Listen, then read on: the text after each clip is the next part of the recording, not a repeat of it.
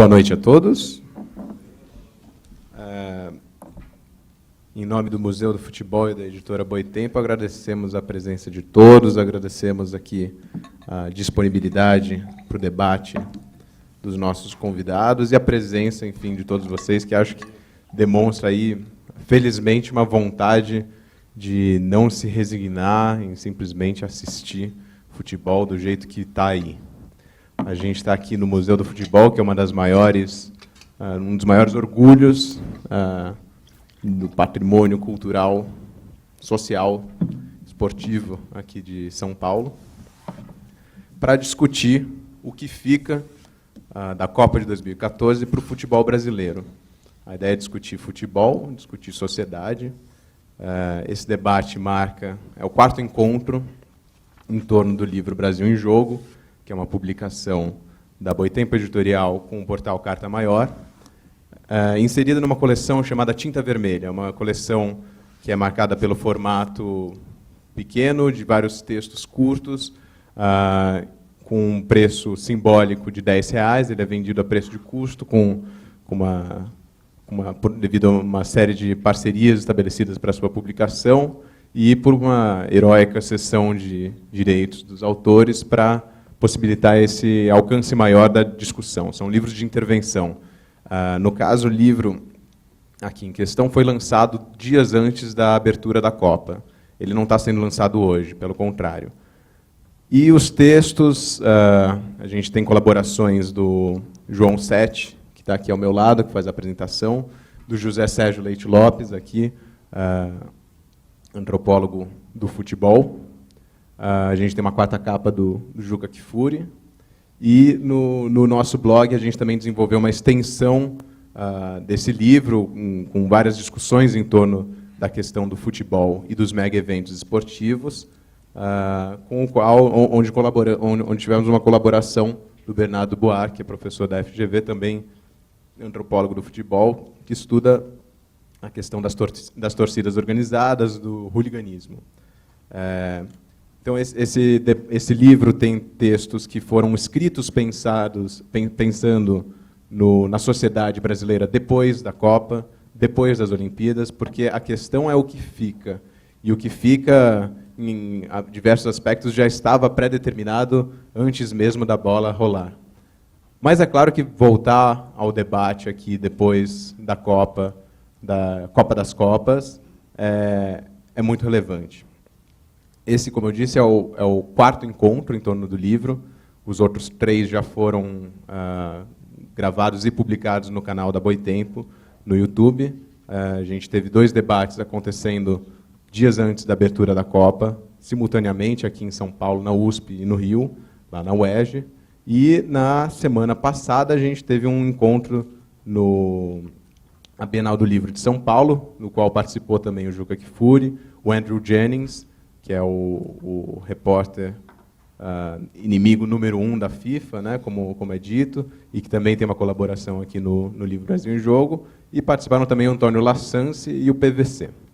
Bom, a ideia do debate de hoje é algo bem dinâmico. Vamos começar aí com uma breve fala de cada um, e depois levantar algumas questões para serem discutidas também por todos aqui presentes. E, em seguida, a gente abre para uma participação de vocês. Eu convido a todos para enviarem questões aqui por escrito, ou por microfone, como preferirem, como sentirem mais à vontade. Então, para iniciar aqui o debate, gostaria de perguntar aos participantes da mesa qual, em sua opinião, é o maior aprendizado da Copa de 2014?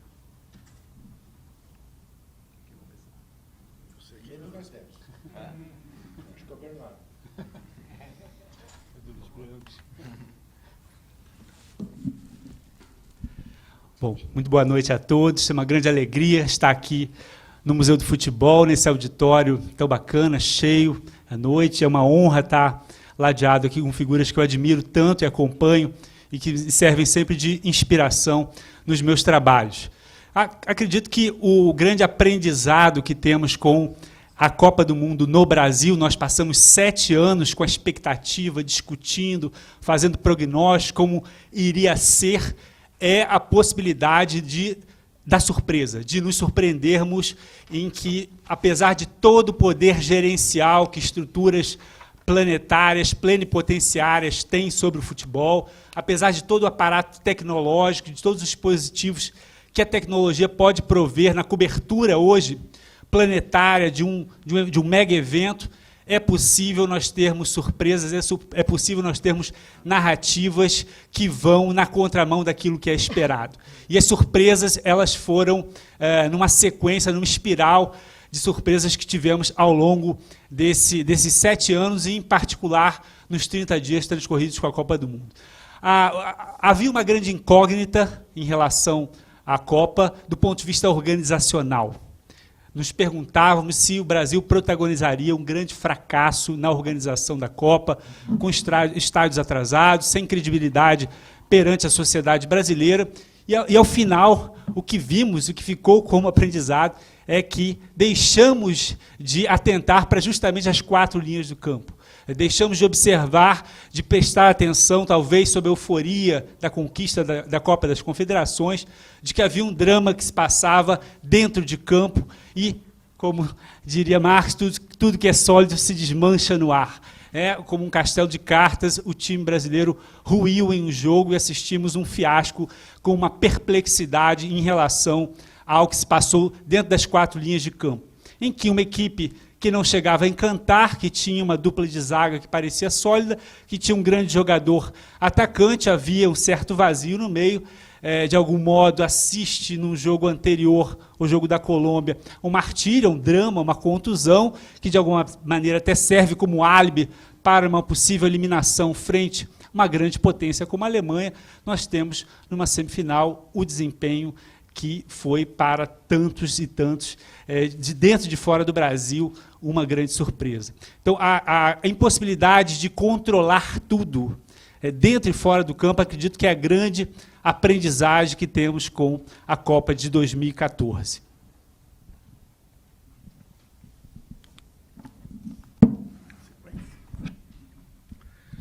Bom, boa noite a todos.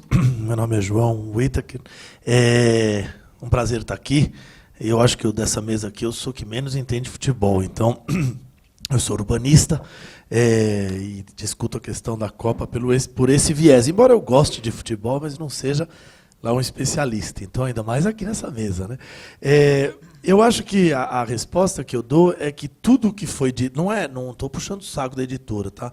Mas tudo que foi dito no livro se confirmou. Essa, para mim, é o grande aprendizado. Era verdade. E em que sentido era verdade? No sentido de que se tratou de um grande espetáculo do capital, liderado e mediado por interesses privados de grandes corporações, com uma relação extremamente perversa com o poder público, e que, na verdade, não tem nada a ver com futebol. E tanto não tinha nada a ver com futebol, que tudo aquilo que era falado em torno da Copa do Mundo revelou-se, de fato, um grande exagero. Antes da Copa, a gente discutiu, inclusive no debate e tal, eu até comentava o seguinte: você me parece engraçado toda essa expectativa de se falar, imagina na Copa, imagina na Copa, imagina na Copa. Se você pensasse racionalmente, você ia pensar, é um campeonato com um determinado número de jogos, ou talvez um pouco mais, uma quantidade um pouco maior e num período de tempo um pouco mais curto, mas são jogos de futebol espalhados pelo país, 2 vezes por semana. Para quem não entende muito de futebol, que nem eu, não via nenhuma grande diferença entre o Campeonato Paulista brasileiro, que tem lá jogo toda quarta, domingo, à noite, em vários estados, e muitas vezes, embora o Juca, eu sempre ouço ele reclamar que o público não é o que ele gostaria, mas assim mesmo tem jogos que são ali com 50, 40 mil pessoas, ou seja, dentro da média do que era previsto na Copa do Mundo. Então, por que todo esse alarde se, na verdade, iria se organizar uma coisa que nós estamos acostumados a fazer e que, aliás, de proporções menores do que festas e espetáculos que a gente também está acostumado a fazer, que ocorrem reiteradamente, seja o Réveillon no Rio de Janeiro, seja o Carnaval e assim por diante, tantas outras festas populares que nós temos e que levam milhões às ruas, né? Então, claro, existia algum receio em função do fato que você recebe muitos turistas, um país que, por incrível que pareça, tem pouca atividade de turismo e tal. Mas a verdade é que tudo se mostrou um grande exagero. E muito daquilo que se falava se revelou não ser verdadeiro. Quer dizer, o maior mito, por exemplo, que foi construído foi o dos aeroportos. Então, na verdade, a gente viu na Copa que os aeroportos não ficaram prontos. Aliás, ainda não estão prontos, né, a maioria deles. Mas não aconteceu nada com os aeroportos. Muito pelo contrário. As rotas para os lugares de jogos ficaram abaixo da média. Quer dizer, não precisava ter feito nada. Continuasse com os aeroportos que ia funcionar tão bem quanto. Né? Agora, evidentemente que o Brasil precisava de uma renovação, de uma modernização dos aeroportos, que está ocorrendo, que vai se realizar daqui para frente. E isso, de certa forma, é muito bem-vindo. Mas se desvincula da Copa. Por isso que eu pergunto se, na verdade, isso tem realmente a ver com futebol. Eu acho que o que ficou provado é que se ganhou muito dinheiro. E se ganhou muito dinheiro, e quem ganhou muito dinheiro são especificamente pessoas, grupos muito específicos, que já se envolveram nisso, com esse objetivo, e que construíram esse grande teatro, que é o título que eu dou para o meu texto aqui. Na verdade, na sequência de uma construção de grandes intervenções do capital, que começou na Europa, na década de 80, no governo François Mitterrand, lá na França, com grandes investimentos em cultura, e que se transferiu para o futebol o dia que houve uma simbiose em que a FIFA, e o COI também, no caso das Olimpíadas, perceberam a mina de ouro que podia ser tudo isso. E, a partir daí, se construiu um discurso e se construiu uma operação política no sentido de dizer que é impossível se fazer uma Copa do Mundo sem que haja toda essa construção que nós vimos durante essa Copa em torno da necessidade de uma série de ações que são ações visivelmente voltadas para o lucro preservado, protegido e fenomenal de alguns atores que se dão, vamos dizer, o privilégio e a exclusividade de fazer uma coisa que, na verdade, não é necessária. Então, não é necessário ter exclusividade para vender Coca-Cola ou Budweiser. Nada disso é necessário para se fazer uma Copa do Mundo. O que é mais impressionante dessa história toda e da falsidade da construção desse discurso é que nós agora, em plena campanha eleitoral, surgiu ontem e anteontem aí na mídia a notícia de que o PIB brasileiro estagnou. Está sendo muito aproveitado no debate eleitoral. Qual é a grande desculpa para o PIB ter estagnado? Dita pelo nosso ministro, a Copa do Mundo. Quer dizer, os caras passaram 1 ano e meio falando que a Copa do Mundo é necessária porque ela vai alavancar tudo quanto é milagre e recuperação econômica no país, e terminada a Copa, vem o discurso a estagnação do PIB foi culpa da Copa do Mundo. Quer dizer, então era tudo mentira. Quer dizer, nem mesmo ajudar o PIB ajudou. Porque se realmente ela tivesse impactado do ponto de vista do comércio e da hotelaria, teria aquecido o PIB, não reduzido o PIB. Então, realmente, o resultado disso quem ganha dinheiro, ganha muito dinheiro, mas são efetivamente grupos pré-determinados que se valeram das obras desnecessárias, de uma série de questões desnecessárias. E a pergunta que eu jogo rebatendo é a seguinte: voltando no tempo e voltando às décadas de 60, 70 e as Copas do Mundo daquela época, a gente se pergunta: precisa disso tudo para uma Copa do Mundo? Ou melhor, será que isso tudo não está matando o futebol? Para quem não entende muito de futebol, essa é a minha pergunta. Eu acho que a gente viu o quanto nós produzimos aqui um espetáculo maravilhoso, por um lado, que é o espetáculo do futebol, e, por outro lado, extremamente desnecessário em tudo aquilo que ele vendeu como sendo fundamental.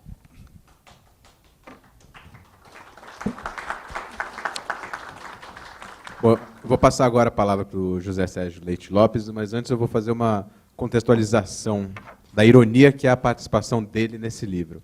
Porque existe esse campo pouco conhecido da antropologia do futebol. E daí a gente pesquisou autores para participarem do livro com textos que discutissem a questão da identidade nacional em sua relação com o futebol. E aí a gente se deparou com um texto incrível do José Sérgio sobre a identidade nacional em relação ao futebol brasileiro no que diz respeito a 2 derrotas históricas, a de 50 e a de 98.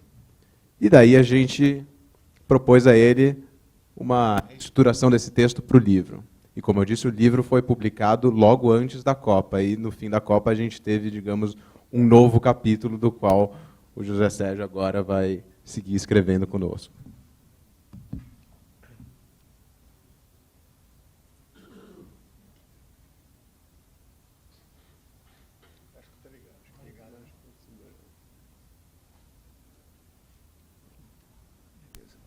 Boa noite. Então,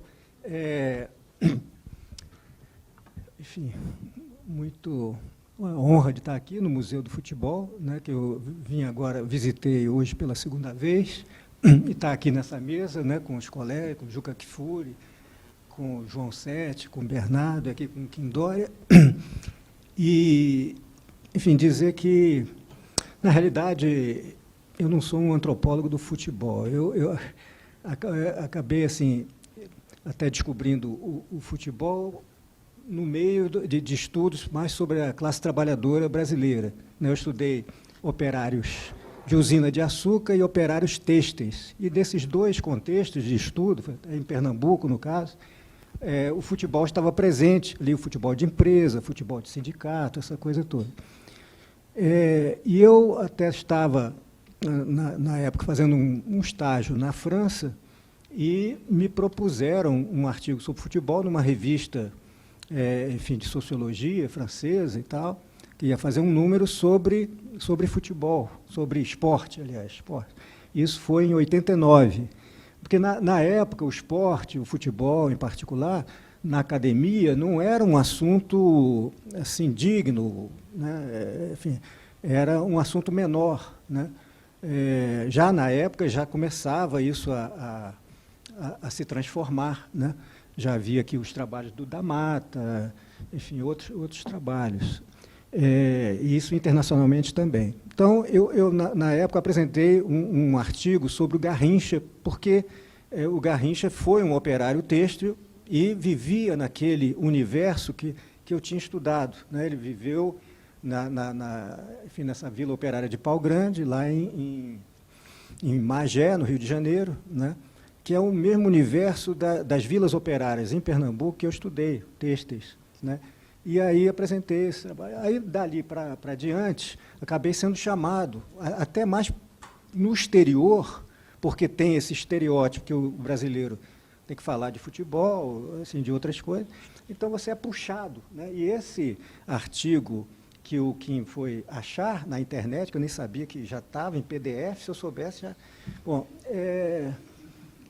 né, eu tinha uma versão em português e pude reduzir para botar no livro. E era uma comparação, então, entre a Copa de 50, né, que é esse trauma nacional, que está aqui no Museu do Futebol. A primeira vez que eu vim, eu fiquei espantado. Bom, a Copa de 50 é tratada à parte aqui, é um rito de passagem. Aí todas as outras Copas estão misturadas. O Brasil ganhou, né, 5 delas e tal, está tudo misturado aqui. Agora, a Copa de 50 tem um tratamento fundante, né, assim, especial, você passa ali pelo rito de passagem e tal, e de fato é um pouco essa ideia, né, embora parece que não, é uma coisa que não foi aprendida, não foi internalizada, digamos assim, pelo senso comum, porque tanto a imprensa, a televisão, a coisa fica como, né, o comum enfim, das pessoas, ou a própria, a publicidade explora isso, quer dizer, o Brasil, o país do futebol, vamos ganhar, é sempre essa coisa de vamos ganhar. E parece que não se absorveu essa derrota fundante, né, da Copa de 50, que propiciou depois que se ganhasse várias, né? Mas, bom, aí no artigo eu argumento um pouco isso, quer dizer, a Copa de 50 ela é uma grande decepção de uma história brilhante que o Brasil estava fazendo, que aqui no museu mesmo retrata isso, aquelas salas primeiras cheias daqueles retratos antigos e filmes, etc., que é uma história bonita, uma coisa que vem da elite, né, o futebol importado como uma prática de elite, etc., e que se democratiza, e que é muito claro isso no caso do Brasil. Você pode até comparar, isso é uma coisa mais ou menos comum em vários países, a começar da própria Inglaterra. Mas, no Brasil, isso é bastante claro. Tem também a questão da cor, né, essa coisa do negro no futebol brasileiro. Não é à toa que o Mário Filho fez um trabalho, um livro sobre isso, né, chamou a atenção. Enfim, tem essa coisa de uma democratização muito forte no futebol, muito assim, uma coisa emergente que já aparece na Copa de 38, e 50 seria um auge ali em casa, etc., né? E aí vem essa decepção. Já a Copa de... Bom, mas de qualquer maneira, a Copa de 50 já denotava esse auge. Afinal de contas, o Brasil, apesar de estar em casa, etc., fez uma bela exibição, mostrou seu potencial, etc., né? E depois, aquilo ali esse processo que estava iniciado, deu seus frutos a seguir, em 58, 62, até 70, né, que é o auge do futebol brasileiro. A Copa de 98, que é outra derrota também, em final, né, são as duas finais que o Brasil perdeu. Então, em 98, tem essa derrota assim, fulgurante, meio uma debacle do time, tem aquela coisa do Ronaldo Fenômeno, que tem um mal-estar, e o time todo é meio paralisado. E ali, aquela Copa de 98 já denota essa coisa do futebol globalizado. O time brasileiro, ao contrário de 50, 58 e tal, daí por diante, os jogadores eram jogadores do Brasil, que militavam no Brasil, jogavam no Brasil e tal, né? E já a Copa de 98, você tem um selecionado do Brasil, como de outros países, formado por jogadores que atuam no exterior, tem um ou outro, né, como até agora, como a de 2014, tinha o Fred, tinha o Jefferson, tinha poucos jogadores que atuavam no Brasil. Então, esse era o padrão a partir dos anos 90 e tal, 98 simboliza isso, quer dizer, o Brasil está no auge, foi campeão em 94, novamente, e estava no auge do marketing, né? Na França isso era visível, com outdoors de Ronaldo, Roberto Carlos, por toda a cidade, essa coisa em Paris, né, e tal. E, então, a gente assiste já aquela coisa, uma banalização daquilo que a gente viveu esse processo, né, de ascensão do futebol, de difusão, democratização, e já virou uma coisa, digamos, que as grandes multinacionais exploram isso, os garotos pobres fazendo embaixadinha e tal, afinal se pode progredir através do futebol, e os grandes lucros da Copa do Mundo já é esse esquema. Então, ali foi essa comparação, né, tomando essas duas derrotas como índices, né, e vendo qual é o contexto ali que está por detrás dessas duas coisas. E aí, então, foi colocado ali comparação de duas derrotas. Também não queria que houvesse uma terceira, né? A gente comparasse, digamos assim, a Copa de 50 com essa que era em casa, né? As duas Copas em casa. Tinha esse problema da construção do estádio, Maracanã atrasado, não sei o que hoje.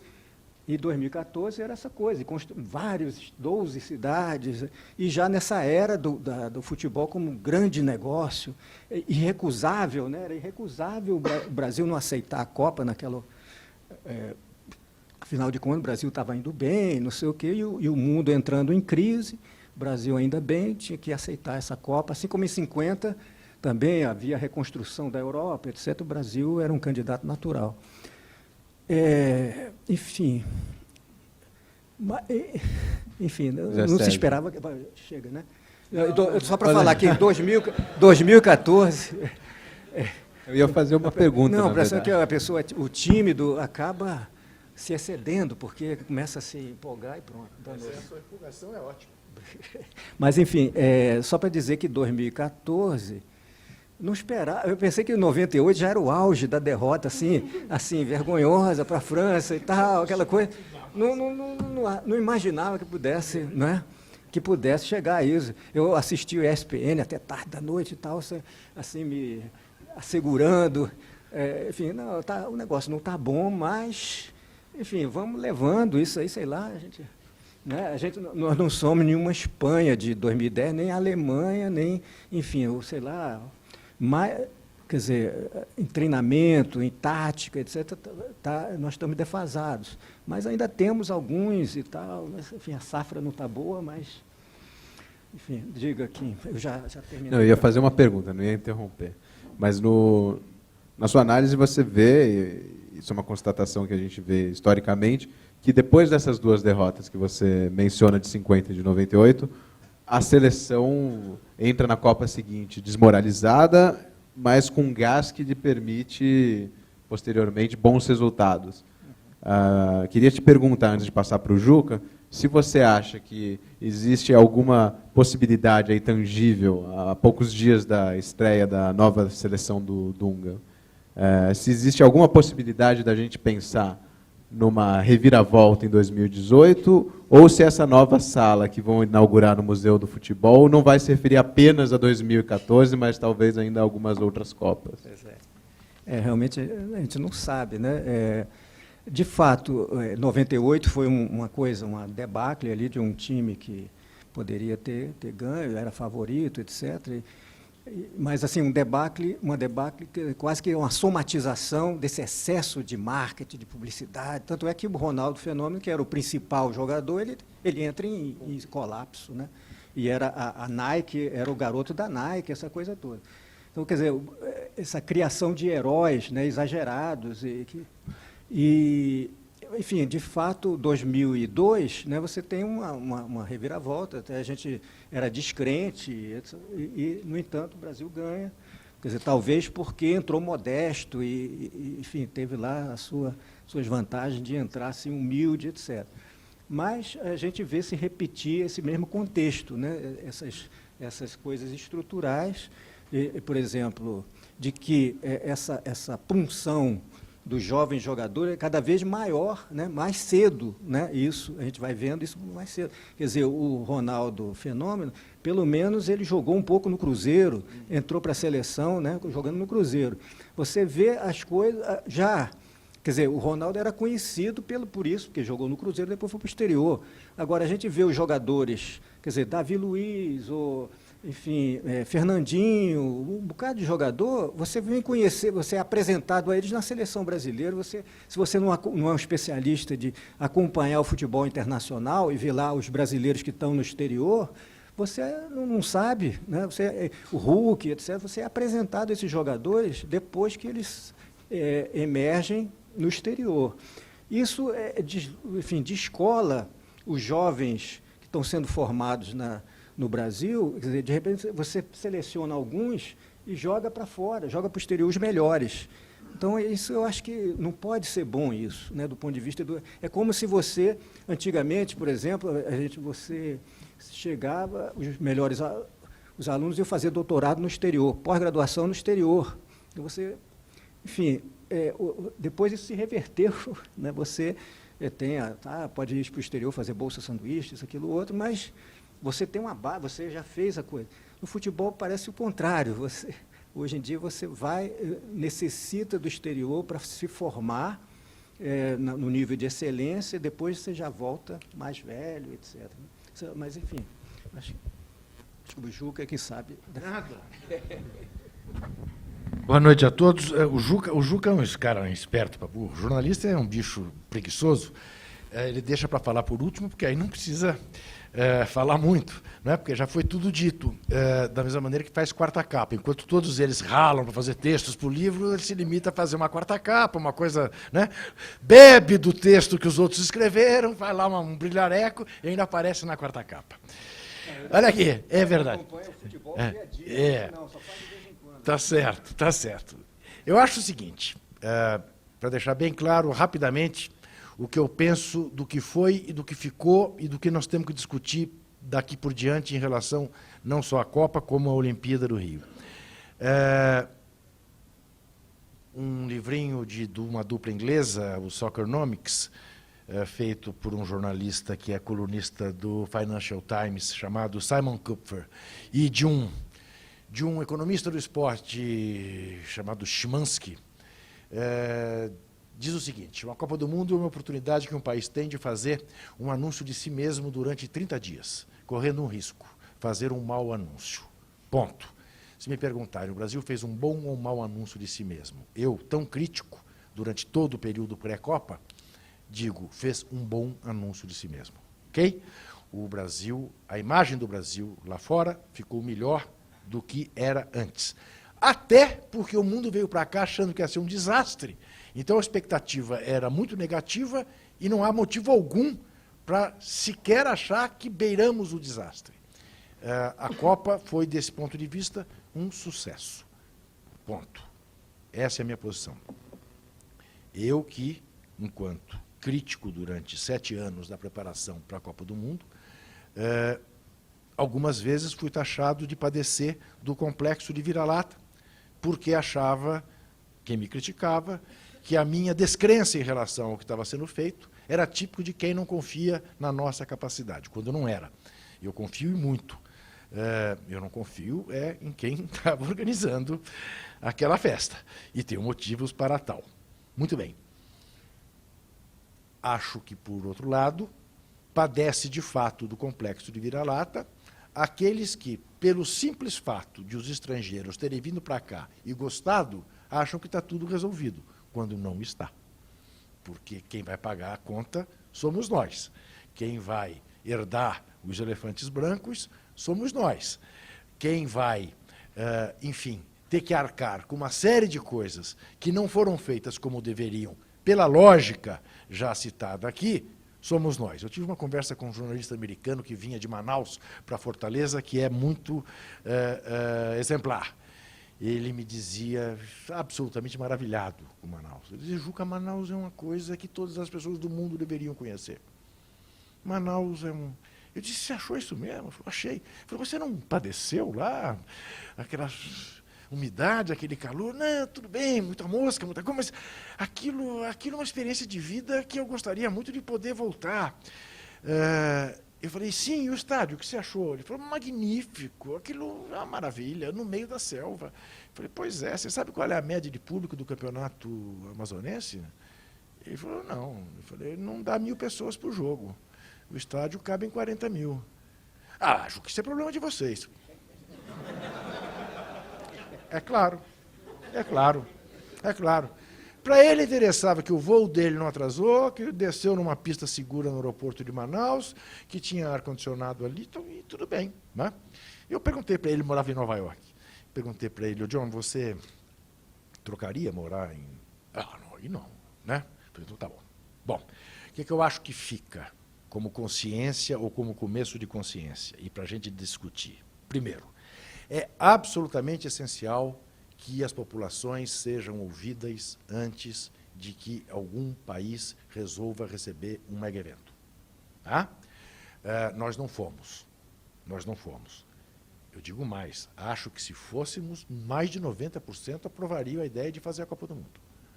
Mas nós não fomos.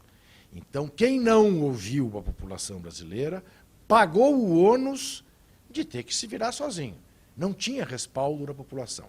A gente acaba de ver, em 5 cidades da Europa, 5 consultas populares redundarem em não quero receber a Olimpíada do Inverno de 22. Em Estocolmo, na Suécia, em Munique, na Alemanha, em Cracóvia, na Polônia, em Samoritz, em Davos, na Suíça. Consulta popular, não queremos, não é nossa prioridade, as prefeituras, tudo bem, não querem, não fazemos. Porque isso também dizem os 2 autores desse livrinho, Soccernomics.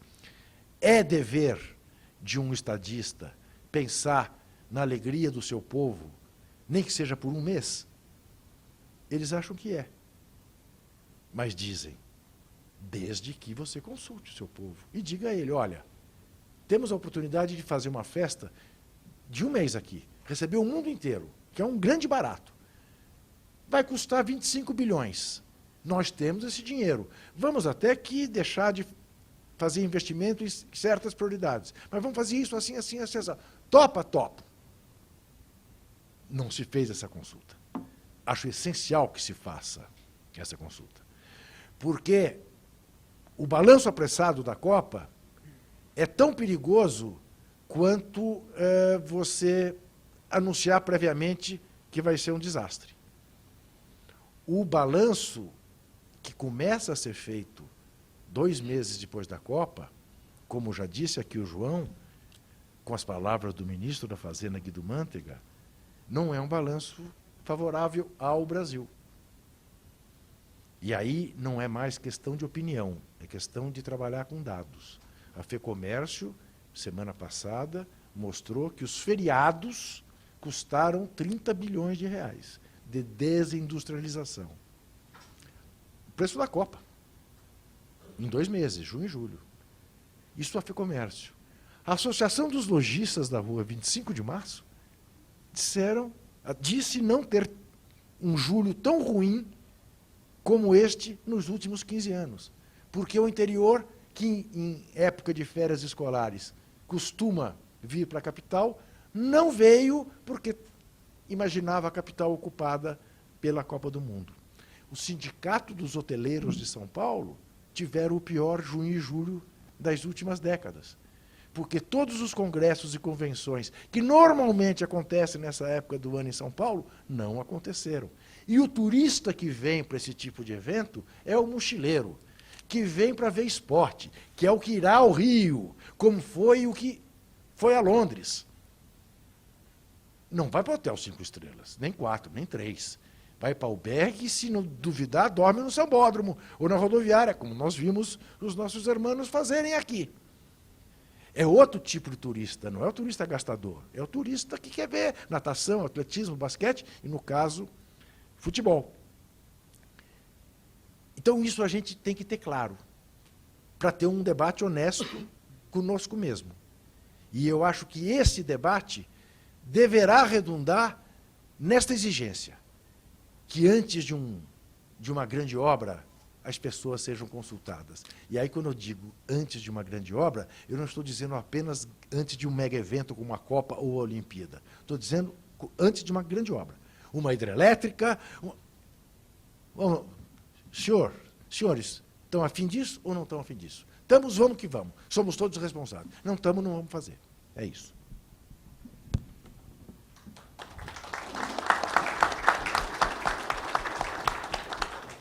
Bom, eu vou abrir, quem quiser ir encaminhando questões aqui por escrito, ou por microfone. A gente tem algum microfone da plateia? Tem. Só um instantinho, então, que já... Pega aqui, eu queria fazer uma provocação antes. Vamos isso, daí, só... Vou fazer só mais uma última provocação antes de abrir, e daí a gente segue. Vamos entrar no campo da utopia e no campo do que fazer. A gente está num momento de eleições, e a gente está vendo muitos debates. A gente passou aí por uma situação que, para não se repetir, exige, digamos que, mudanças. Para, pelo menos, se for perder, a gente perder de uma forma um pouco mais balanceada. A gente viu também nessa Copa um alto índice de gols e muitos jogos bonitos, né? Claro que a amargura do final, às vezes, faz esquecer que a gente viu coisas bonitas. Então, eu queria perguntar a vocês, e daí eu vou dar duas opções para responderem. Se vocês fossem eleitos presidente da República, o que fariam em relação ao Ministério do Esporte e à CBF? Concretamente, o que fariam? E se vocês preferirem uma resposta mais modesta, se vocês fossem, enfim, ocupar o cargo de presidente da Confederação Brasileira de Futebol, o que fariam para trabalhar uma vitória em Olimpíadas, em 2018, mas, sobretudo, em Brasileirão? Deixa eu começar, porque eu até aproveito o ensejo para anunciar ao grande público que eu estou pretendendo ser candidato à presidência da República, porque se o Aécio, esse Fidelix, esses caras podem, por que eu não?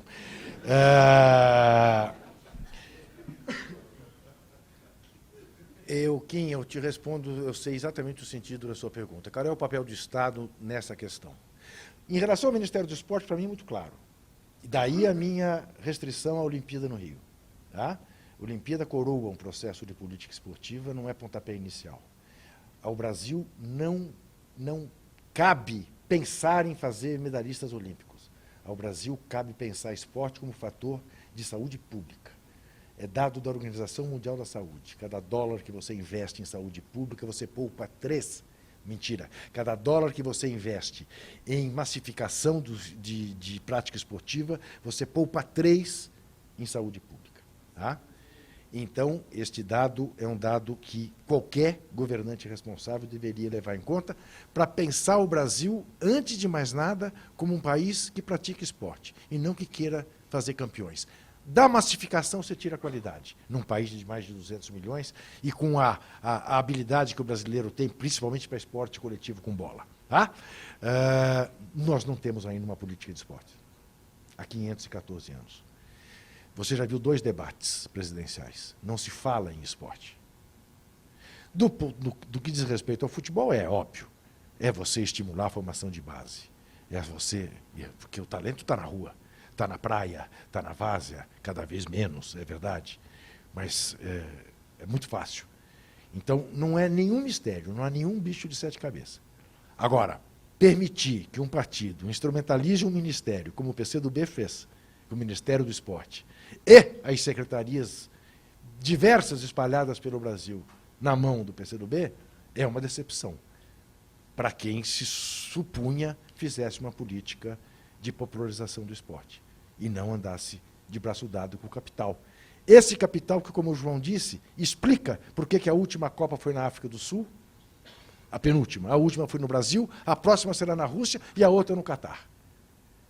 Países de democracias incipientes, de pouco controle social, de muita corrupção. A Inglaterra candidatou-se à Copa de 2018. A Grã-Bretanha teve um voto. Um voto. Por uma razão muito simples. A Grã-Bretanha faz uma Copa do Mundo amanhã lá. Em Londres, em Manchester, em Cardiff, em Liverpool. Amanhã. Sem uma empreiteira. Sem uma grande agência de propaganda para respaldá-la. E aí não interessa para a dona FIFA.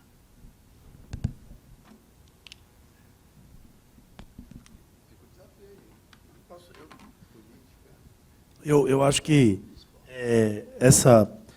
corroborando o que o Juca falou, eu acho que a gente, nessa história toda, tem que sempre separar um pouco do que a gente está falando, porque senão tudo se torna muito complexo, né?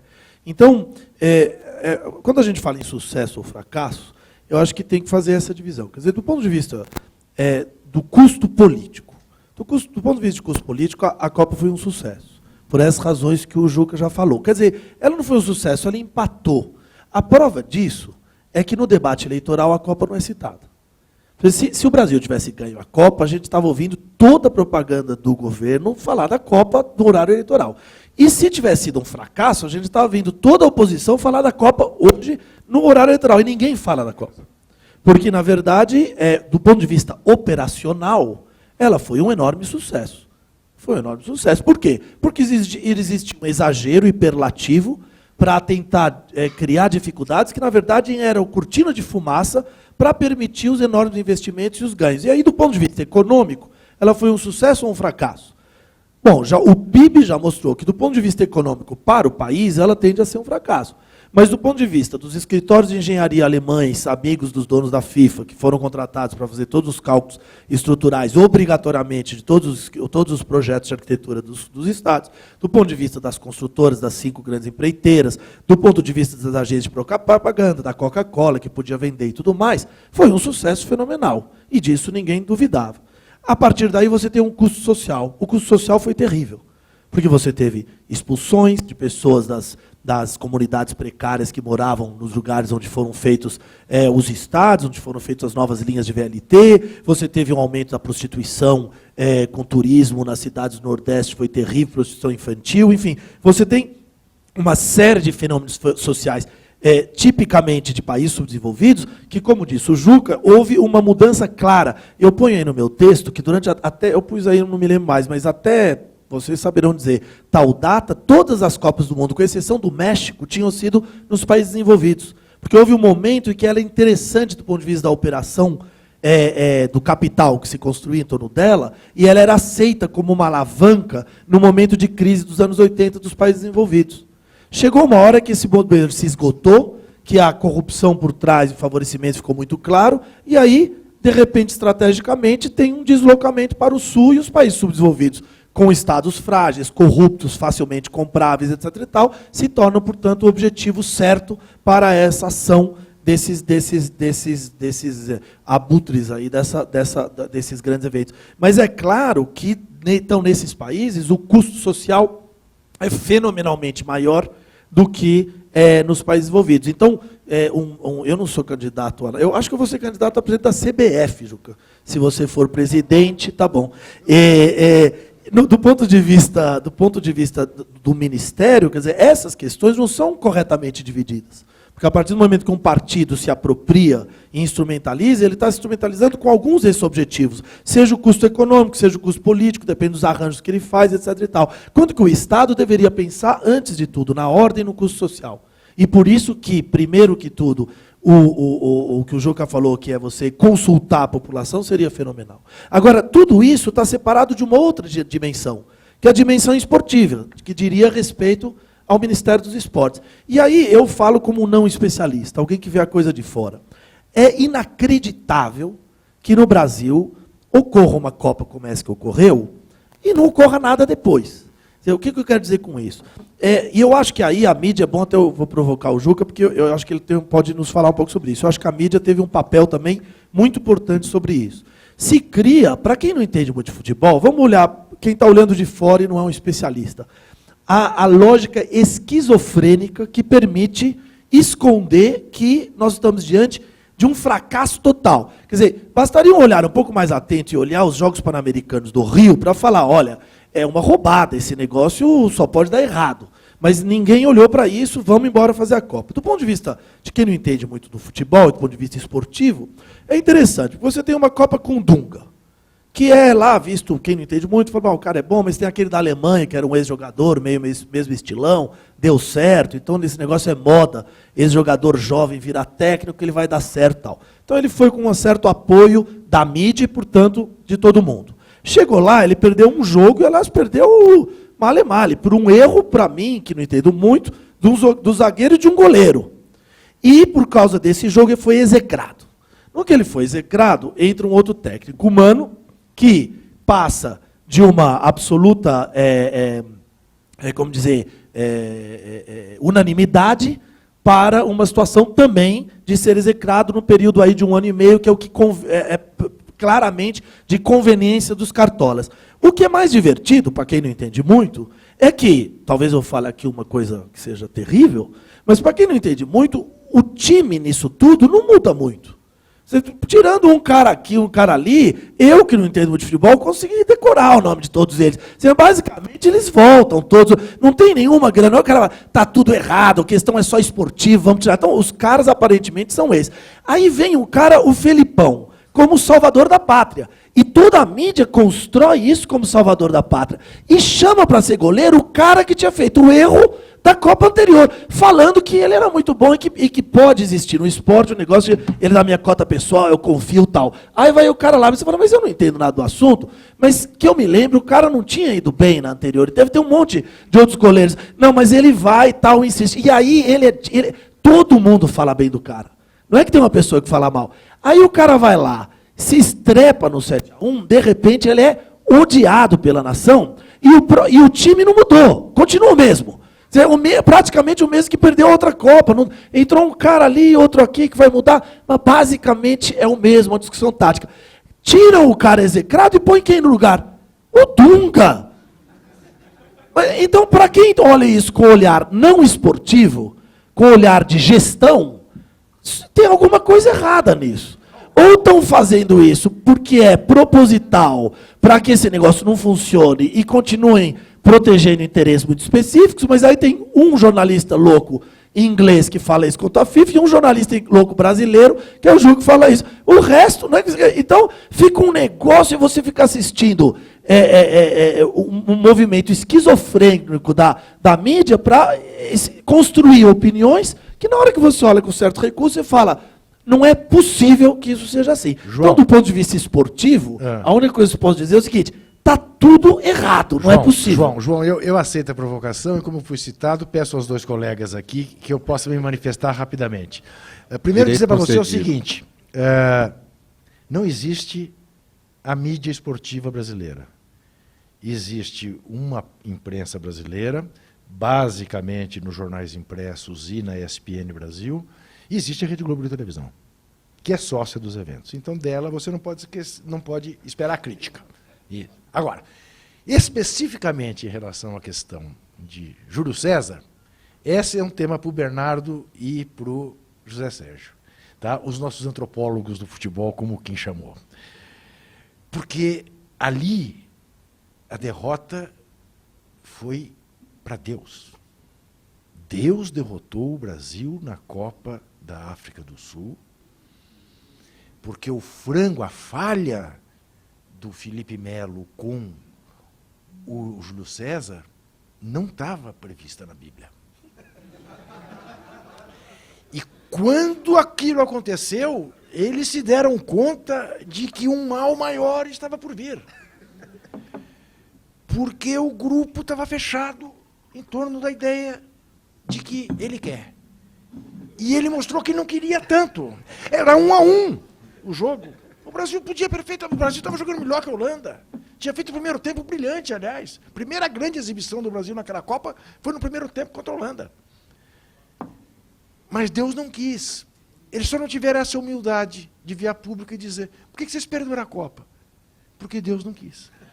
Porque quando eu acho que o meu gol foi dele, e eu tiro do goleiro adversário o direito de ter um Deus, porque de duas uma, né?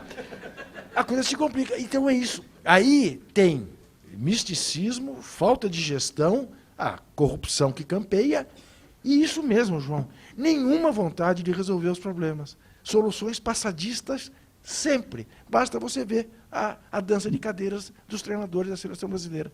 Não tem nada de novo. O alemão que você identifica mais próximo do Dunga, era 10 vezes melhor do que o Dunga. Né? Tá certo? Era o Franz Beckenbauer, era um gênio do futebol. O Dunga é um carregador de piano. Ah, o Rummenigge, você está dizendo? Tá. Não. Klinsmann. O Klinsmann. É que foi para os Estados Unidos depois, não é isso? Isso. Você acha que foi ele que inspirou o Dunga? Ele serviu de justificativo. É que antes... Pois é, mas antes tentou-se Paulo Roberto Falcão, que era um lorde, né? Enfim, não tem política, não tem projeto, não tem uma ideia. Nada. Tem salvadores da pátria. Ao contrário do Juca e do João, nem brincando eu me candidato à presidência da República e da CBF. Mas, de fato, é inadmissível, é inacreditável. Só uma observação, é que eu fui mais perto que o Juca, eu ia ganhar bem mais dinheiro do que ele, a CBF. E nós, Bernardo, nós podemos destituir o Kim e fazer de você o presidente da mesa. Tá? Mas, de fato, foi estarrecedor. Primeiro porque, na busca imediata dos bodes expiatórios, saíram de cena os dirigentes e apenas responderam técnicos, comissão técnica e jogadores. Ouvidos moucos, silêncio estratégico e depois continua tudo como está, né, no Castelo de Abrantes. Né? Fica como Dante no Castelo de Abrantes. Parece uma opereta tragicômica inadmissível que foi a sequência nesses 2 meses após o fiasco do que vem sendo a política desde então. Mas só para situar historicamente, aqui tem o historiador Plínio Labriola, que estudou esse fenômeno, a gênese do poder estatal em relação aos esportes, ela remonta ao Estado Novo, ao CND, que foi moldado por João Lira Filho, em moldes centralizadores e corporativistas, que pensou uma instituição que comandasse a política de ligas esportivas no Brasil todo.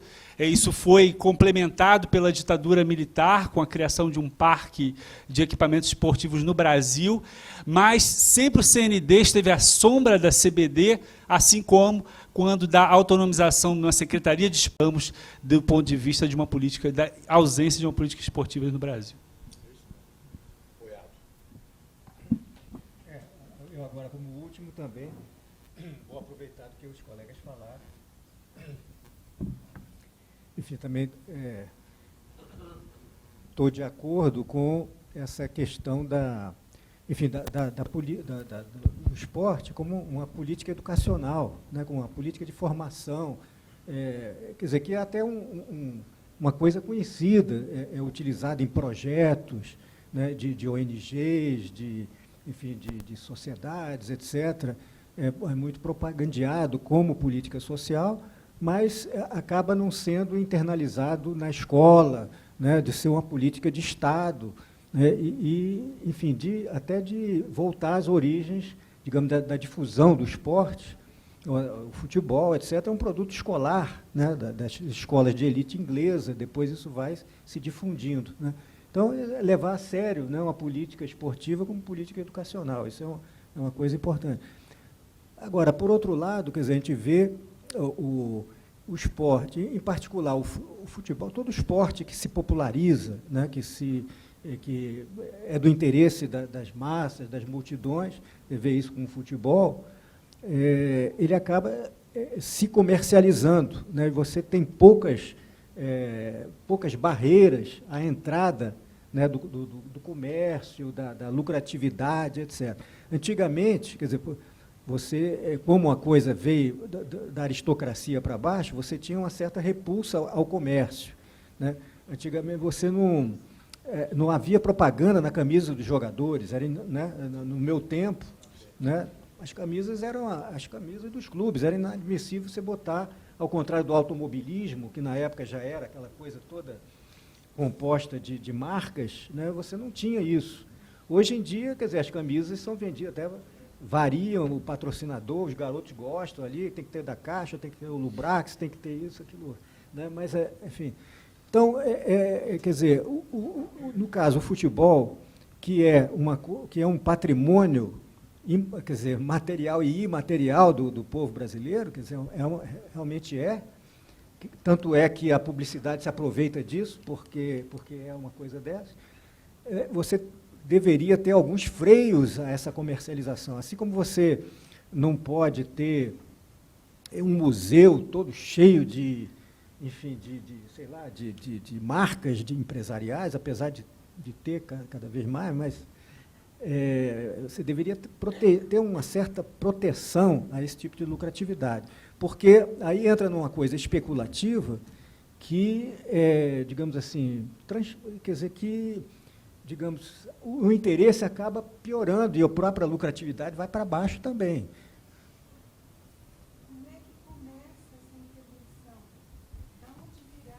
Vamos abrir com as questões para o público, mas com microfone, porque daí dá para todo mundo ouvir e daí dá para gravar também. Pode ser? A gente tem uma pergunta ali também. Eu sugiro que a gente faça uma composição de 2 ou 3 questões.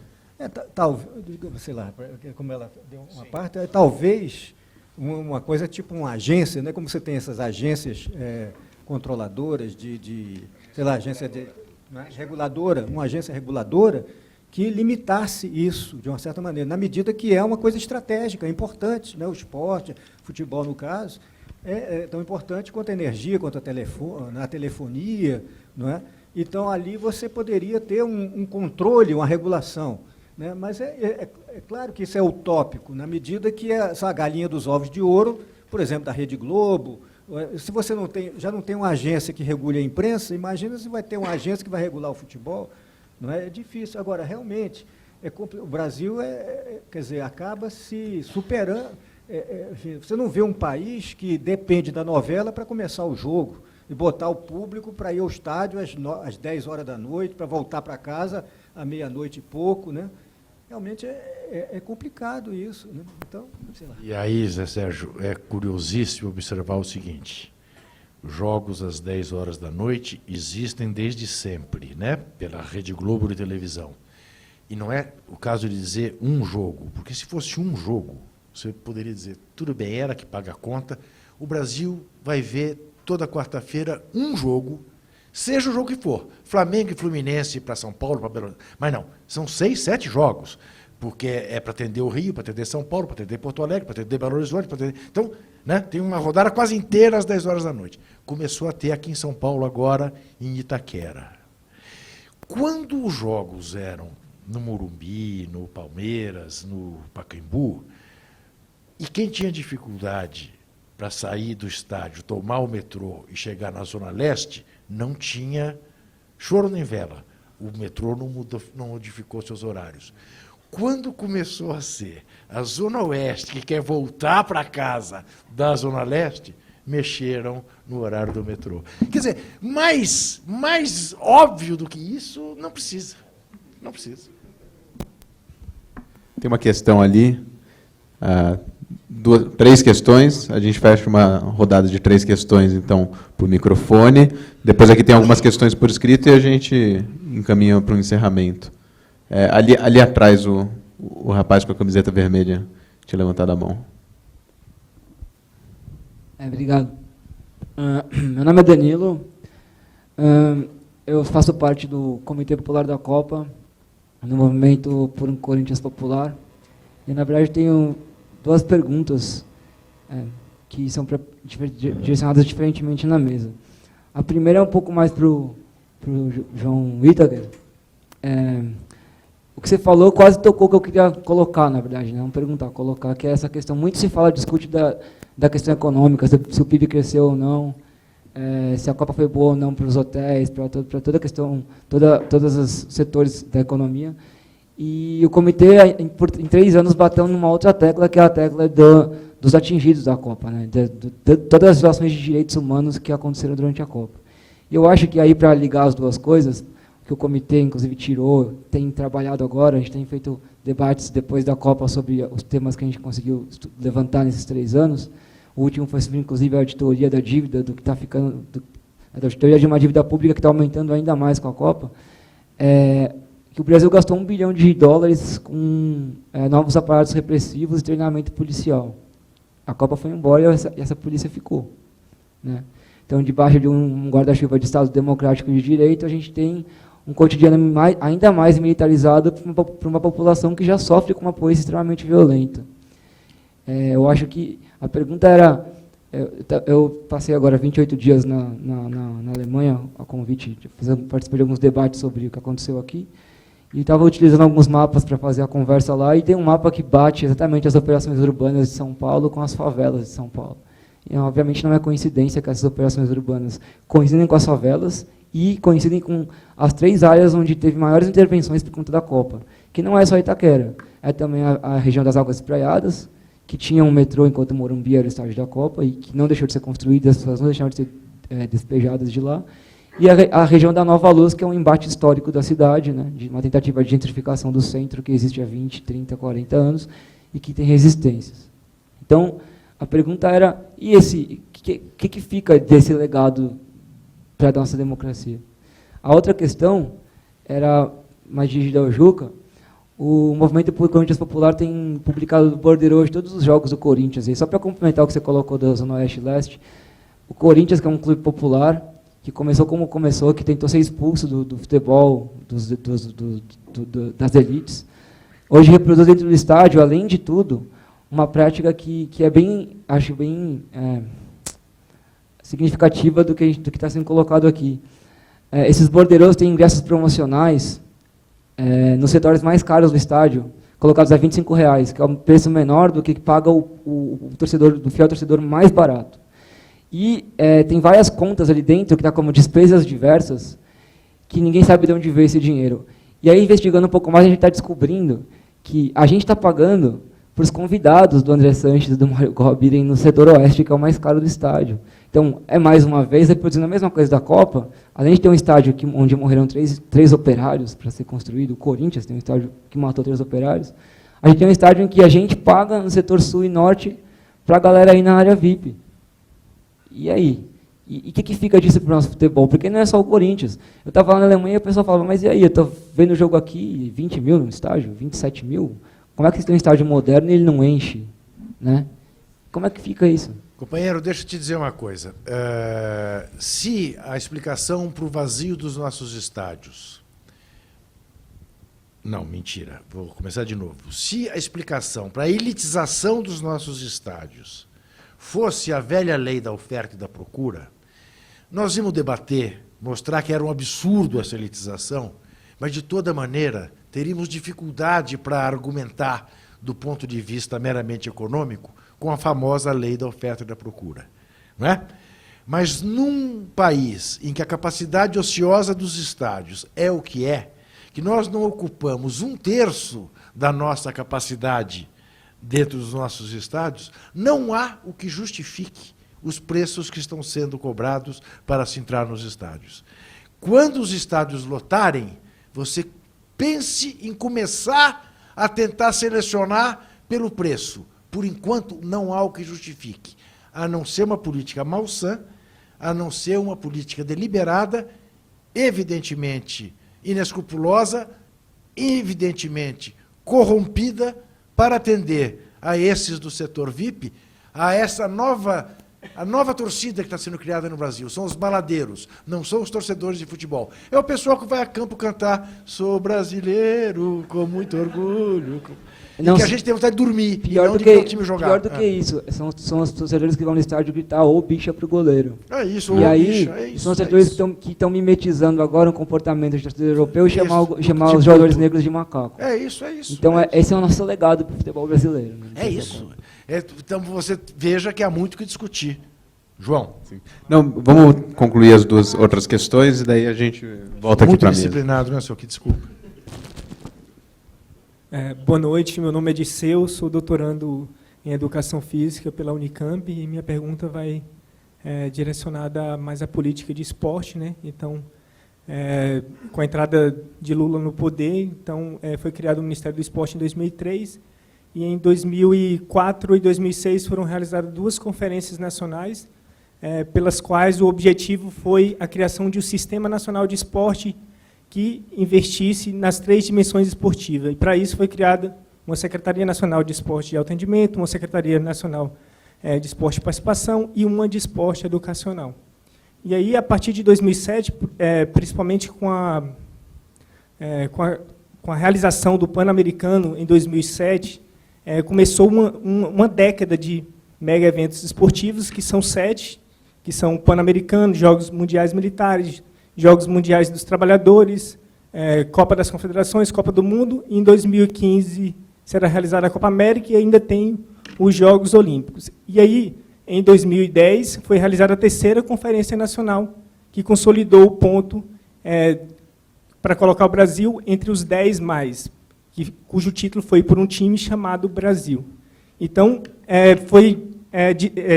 quando você pega o orçamento do Ministério do Esporte e os gastos do Ministério do Esporte, você percebe que existe uma ênfase no esporte de alto rendimento. Isso foi concretizado pela presidente Dilma em 2010, quando o decreto criou a Secretaria Nacional de Futebol e mesclou 2 secretarias, a Secretaria de Esporte e Participação e a Secretaria Educacional, mesclou em uma secretaria só, Secretaria Nacional de Esporte, Lazer e Inclusão Social. Então, nesse contexto de mudança de objetivo, de uma passagem de um Sistema Nacional de Esporte para uma ênfase no alto rendimento e no ganho de medalhas até 2020, porque é um plano decenal, né? Então é um plano que até 2020 colocar o Brasil entre os 10 mais, que é um objetivo meio que bizarro em relação ao que era a proposta inicial do Ministério do Esporte. E aí a pergunta vai para a mesa relacionada exatamente à tendência pós-mega-eventos, pós esses 10 anos de mega-eventos no Brasil. O que vocês pensam sobre se essa política vai retornar ou se vai continuar uma tendência de realização de mega-eventos esportivos? Obrigado. Obrigado. Tinha uma questão ali também, né? Então vamos concluir com mais uma questão e voltamos aqui para a mesa. Boa noite. Meu nome é Júlio. Eu queria perguntar para vocês, né, depois de toda essa questão que foi citada do trauma do Brasil, de 50, de 98, né, e agora de 2014, né, depois do lançamento do livro, né, mas eu fico pensando assim, falando em Copa do Mundo, né, que o Brasil já, enfim, pentacampeão, tal, mas falando em Olimpíada, que o Brasil não tem, pelo menos, acho que a meu ver, nenhum grande trauma, mesmo porque não tinha grandes expectativas, fora o ouro olímpico do futebol, né, que nunca veio, que talvez essa seja a grande expectativa, tem Olimpíada esse ano, vamos ver se a gente consegue ganhar o futebol, pelo menos dessa vez, não sei o quê, que acho que talvez seja o grande tema da Olimpíada, né? Mas eu fico pensando assim, na possibilidade da gente ter, em 2016, o nosso primeiro trauma olímpico, né, que é uma expectativa, que eu estou traçando meta de tantas medalhas, que o país vai participar de todas as modalidades, não sei o quê. E, assim, talvez, não sei se seja excesso de pessimismo da minha parte, mas eu acho que vai ter... na Olimpíada de 2016, o desempenho esportivo do Brasil, eu imagino que vai ficar muito aquém das expectativas, que eu já vi a meta das medalhas para as Olimpíadas do Brasil ficar entre tais lugares.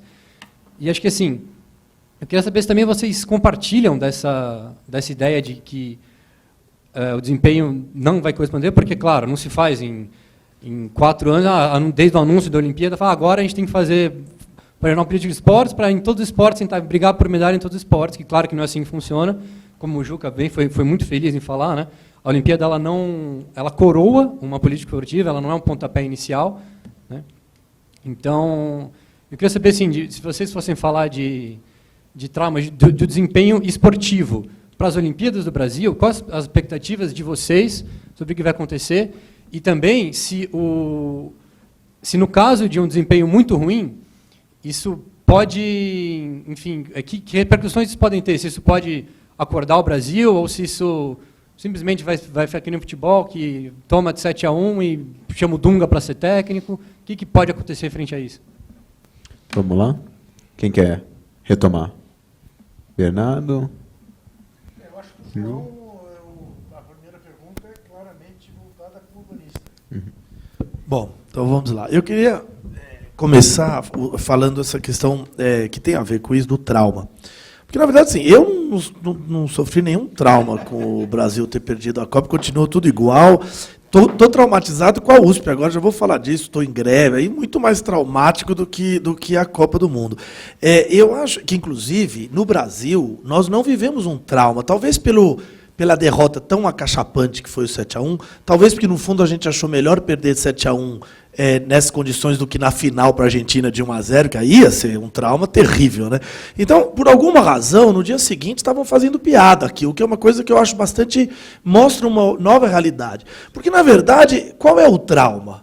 O trauma é o que o Comitê Popular da Copa é o que você falou, eu não tenho que responder sobre, você levantou exatamente isso. A última frase do meu texto de apresentação aqui diz o seguinte, fala o seguinte, olha, as reivindicações dos movimentos populares, elas não se encerram com a final da Copa do Mundo, pois a educação pública no país continuará precária, a falta de moradia crônica, assim como a prostituição infantil, a ação predadora do grande capital imobiliário continuarão sendo problemas relevantes, assim como nossa polícia militar, que nunca é desmilitarizada desde a ditadura e já deveria ser, e tudo isso não tem nada a ver com o futebol. A operação urbana em São Paulo, o mercado imobiliário, a maneira, isso tem a ver com um país que ainda é, apesar de grandes avanços nos últimos anos, um dos 5 com a maior concentração de renda do mundo. O que é muito grave dizer isso quando a gente está falando dos 10 países mais ricos do mundo. Se eu falar que o Haiti concentra muito a renda, é uma coisa. Se falar que a 19ª economia do mundo é uma das que mais concentra a renda, significa que nós temos uma vergonhosa, vamos dizer, situação no Brasil. Quer dizer, o nosso grande problema é esse. Esse é o nosso trauma. Nós temos que tomar cuidado no Brasil, porque eu acho, não sei se eu vou estar falando aqui uma coisa muito ousada, mas eu acho que esse exagero do papel do futebol na interpretação dos problemas nacionais, ele é, de certa forma, uma herança do que a ditadura quis construir, né, com certeza, ou talvez muito antes, desde o Getúlio. Mas o fato é que a gente tem que saber independentizar para perceber que os nossos traumas são outros, né? E a parte, tudo isso que a gente está falando, esses males que eu falei, que pouco a pouco vão se resolvendo, eles entram numa discussão que tem muito a ver com esporte, assim como eu poderia falar de política de educação, de saúde ou qualquer outra. Que é essa coisa que no Brasil praticamente se tornou um palavrão, e agora na eleição está voltando a ser, de falar no Estado. E na importância do Estado. E o Estado brasileiro é um Estado peculiar, ele não é Estado do bem-estar social europeu. Ele é o que a gente chama de Estado patrimonialista, né? Que desde sempre imiscui um pouco os bens, o que é o objetivo público com os objetivos particulares daqueles que dominam essa máquina do Estado. E nisso, você vai ver na questão do esporte, quer dizer, é impossível com esse Estado, você não vai com um ministério ou com uma política de esportes, você não vai nunca resolver essa questão.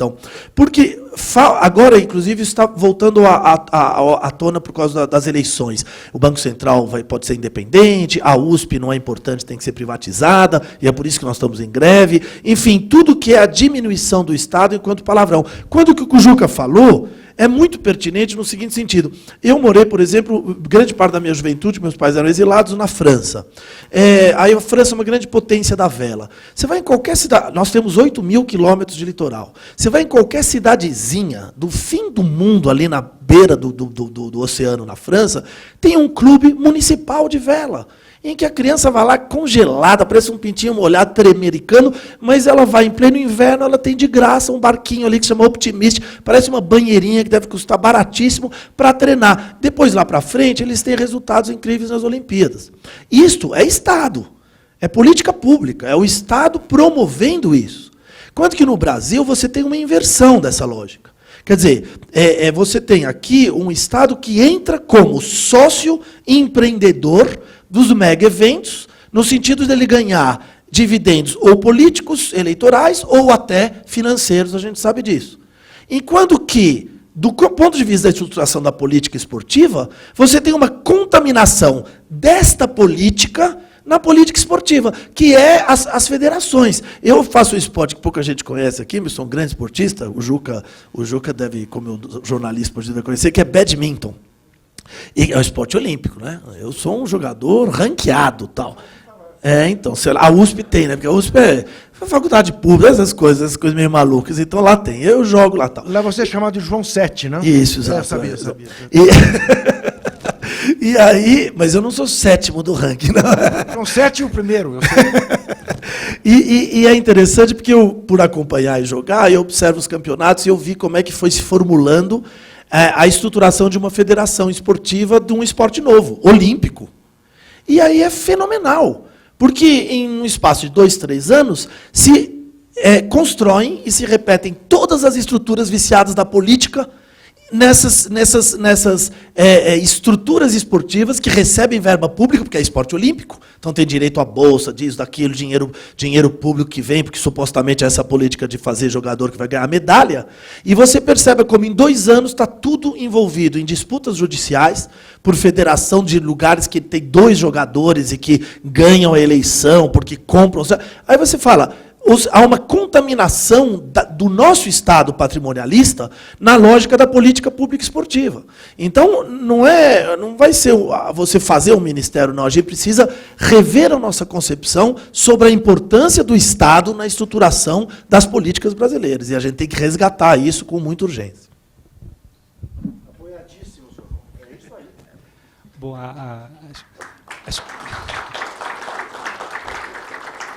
as considerações do Danilo me tocaram no sentido de que, se nós comparamos a cobertura que os meios de comunicação fizeram da Copa das Confederações, em relação aos protestos que, naquele momento, como surpresa, que desembocavam das contestações sociais que assistimos nas ruas e que foram para o futebol. E se a gente compara a cobertura que aconteceu em relação aos protestos na Copa do Mundo, a gente vê uma posição inteiramente diferente. A ponto de, durante jogos que eram transmitidos ao vivo pela televisão, a gente tinha a tela dividida ao meio, em que apareciam os protestos e o jogo acontecendo ao mesmo tempo, ao passo que houve a intencionalidade de omitir, do primeiro ao último jogo do Brasil de estreia no Engenhão, a final, quando na Praça Sans Penha foi esmagado os protestos populares, houve ali, estrategicamente, o interesse de omitir a cobertura. Então, foi muito claro o momento em que interessava criar esse fato, criar esse fenômeno, repercutir, e, durante a Copa, de que maneira ela foi, de fato, desde o primeiro jogo, sufocada, e, de nenhuma maneira, houve a possibilidade de que, ao longo da Copa, isso ganhasse fôlego. É claro que, diante de uma população emparedada entre o ceticismo frente ao que a opinião pública mostrava, o superfaturamento, entre outros elementos, e o desejo de vivenciar a Copa, e uma radicalização dos protestos num nível já belicoso e destrutivo, que também gerou, por parte da sociedade, uma oposição ao que vinha acontecendo. Então, foi muito claro os sentidos da cobertura dos protestos que aconteceram tanto na Copa das Confederações quanto na Copa do Mundo. Em relação à pergunta do Dirceu, traz, de fato, vários dados interessantes, mas eu lembro que uma das primeiras medidas feitas pelo governo Lula foi a implementação do Estatuto do Torcedor, e que, de fato, a princípio, ela aparece como uma peça quase que retórica linda, inspirada com princípios altruísticos muito interessantes, mas que a sua implementação ainda não fere interesses, não, de fato, atende vamos dizer, aos interesses do torcedor, na medida em que ela, de alguma maneira, participa dessa reconfiguração do torcedor em espectador-consumidor. Então, por exemplo, a questão do horário dos jogos, ela incide direto no interesse público e não há qualquer possibilidade de mexer nisso. E a gente tem que reconhecer também que o Ministério dos Esportes tem buscado diálogo com as torcidas organizadas, realizou 3 seminários nacionais, convocando lideranças de todas as torcidas. Então, desse ponto de vista, a gente tem de louvar e tem de aplaudir, ainda que seja muito pouco em face do que a gente está acompanhando. Quer dizer, passou a Copa do Mundo, nós temos não apenas o racismo ecoando nos estádios, mas temos aí uma beligerância e níveis de mortalidade impressionantes de uma guerra dentro e fora dos estádios, que é alarmante. E que aí o Brasil consegue atingir níveis que são impressionantes. Então, acho que, ainda que haja o diálogo, ainda que haja o interesse de incorporar essas representações, ainda é muito pouco do ponto de vista de política esportiva para torcedores e para a questão das torcidas organizadas de uma maneira geral. E em que pese a minha concordância com o João em relação ao traumatismo, de fato, a vivência desse trauma talvez não seja comparável ao que foi 50, ou a derrota de 98, como o Kim, eu sou entusiasta do artigo do Zé Sérgio nesse livro, a gente, de alguma maneira, a gente identifica elementos ainda de uma explicação, de uma psicologia coletiva que remetem, como foi no caso da seleção brasileira, a uma certa infantilização, jogadores chorando, né? A ideia do choro, o apelo do choro. Estamos diante de crianças que precisam de uma família, de um pai, de um tio, não de um treinador.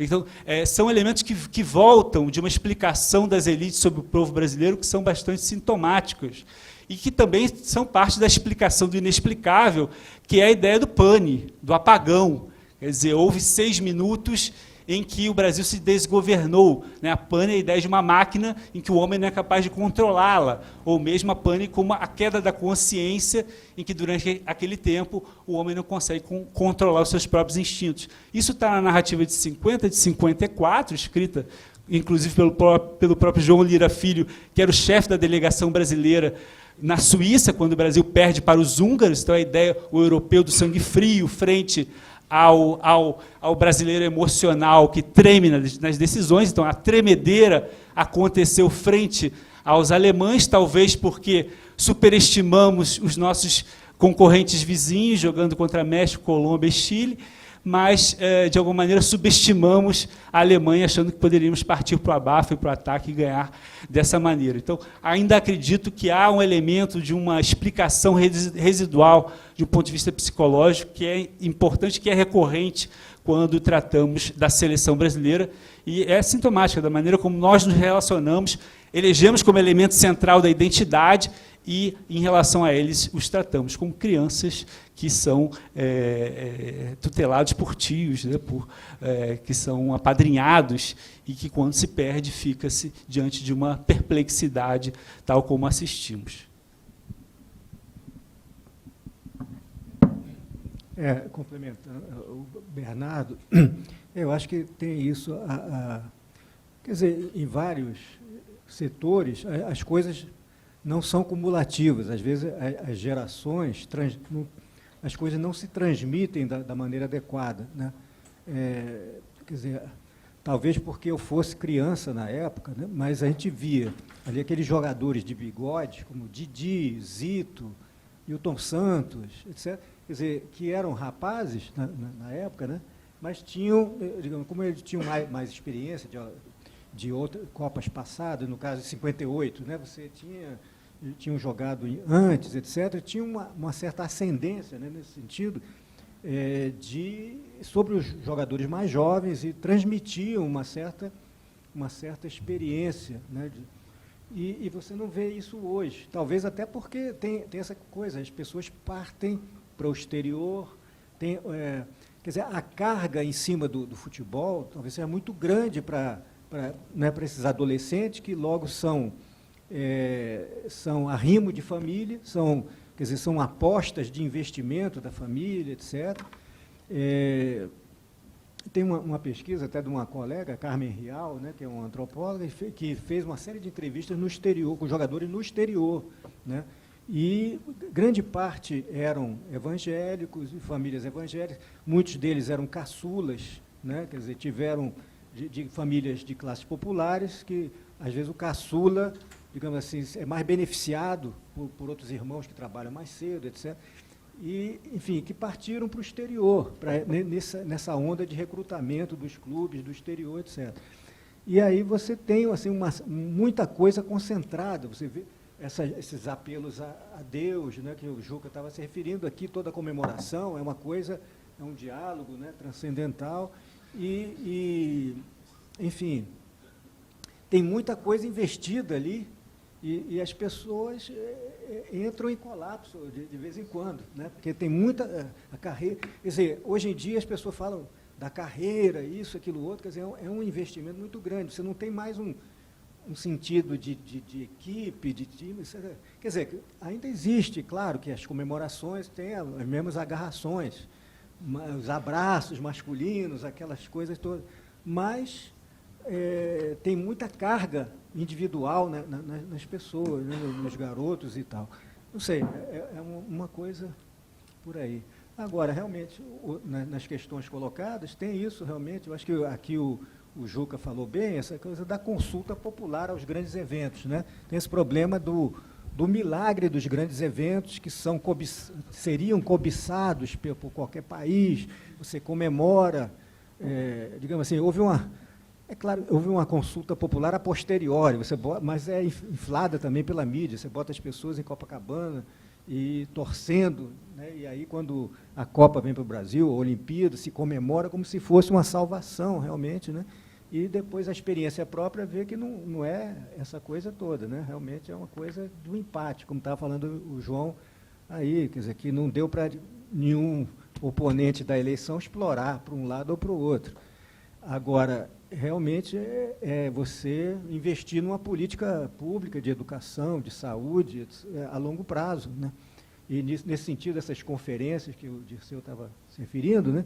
Quer dizer, talvez fosse uma política interessante, uma política de difusão, né, esportiva, com uma política direcionada, e os grandes eventos entram aí no sentido meio especulativo, de a gente criar o alto desempenho assim em pouco tempo, porque não é assim que a coisa ocorre, né? É uma coisa mais de longo prazo, de massificação, etc. Né?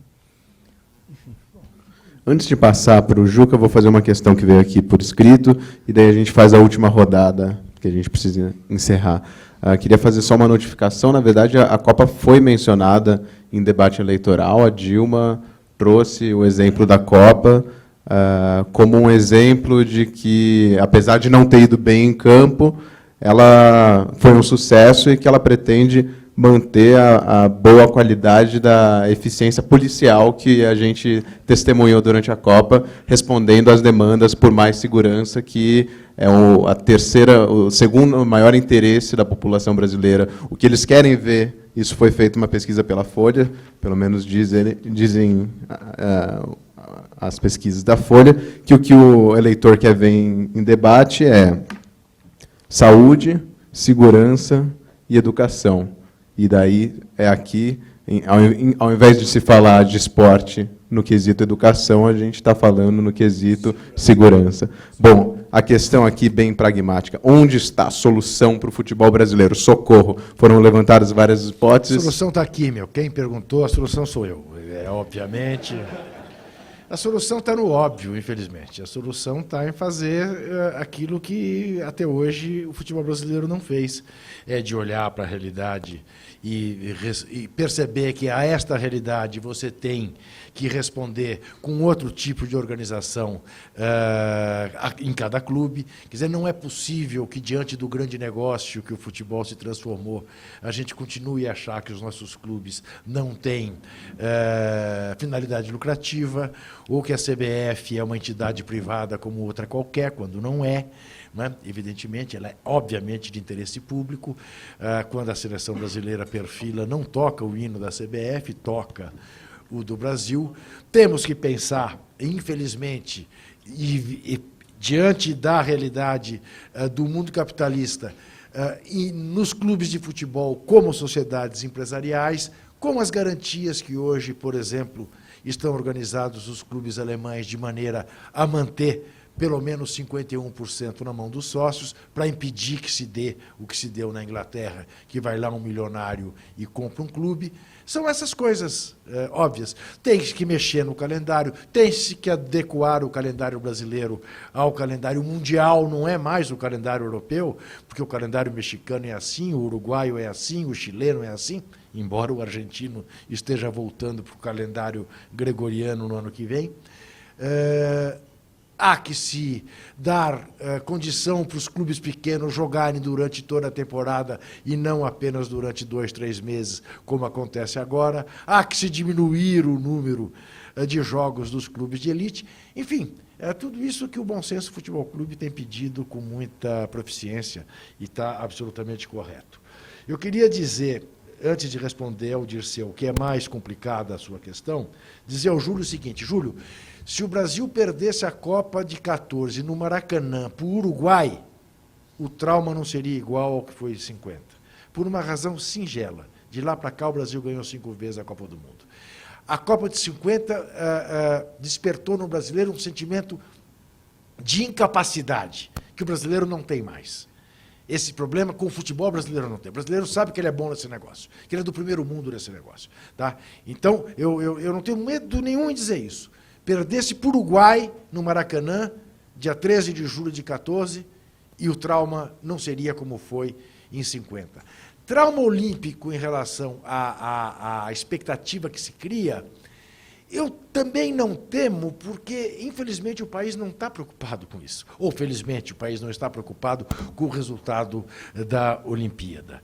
E, nesse aspecto, eu acho que a gente encontra traços de uma maturidade que, felizmente, o país encontrou, de saber discernir aquilo que é realmente essencial do que não é.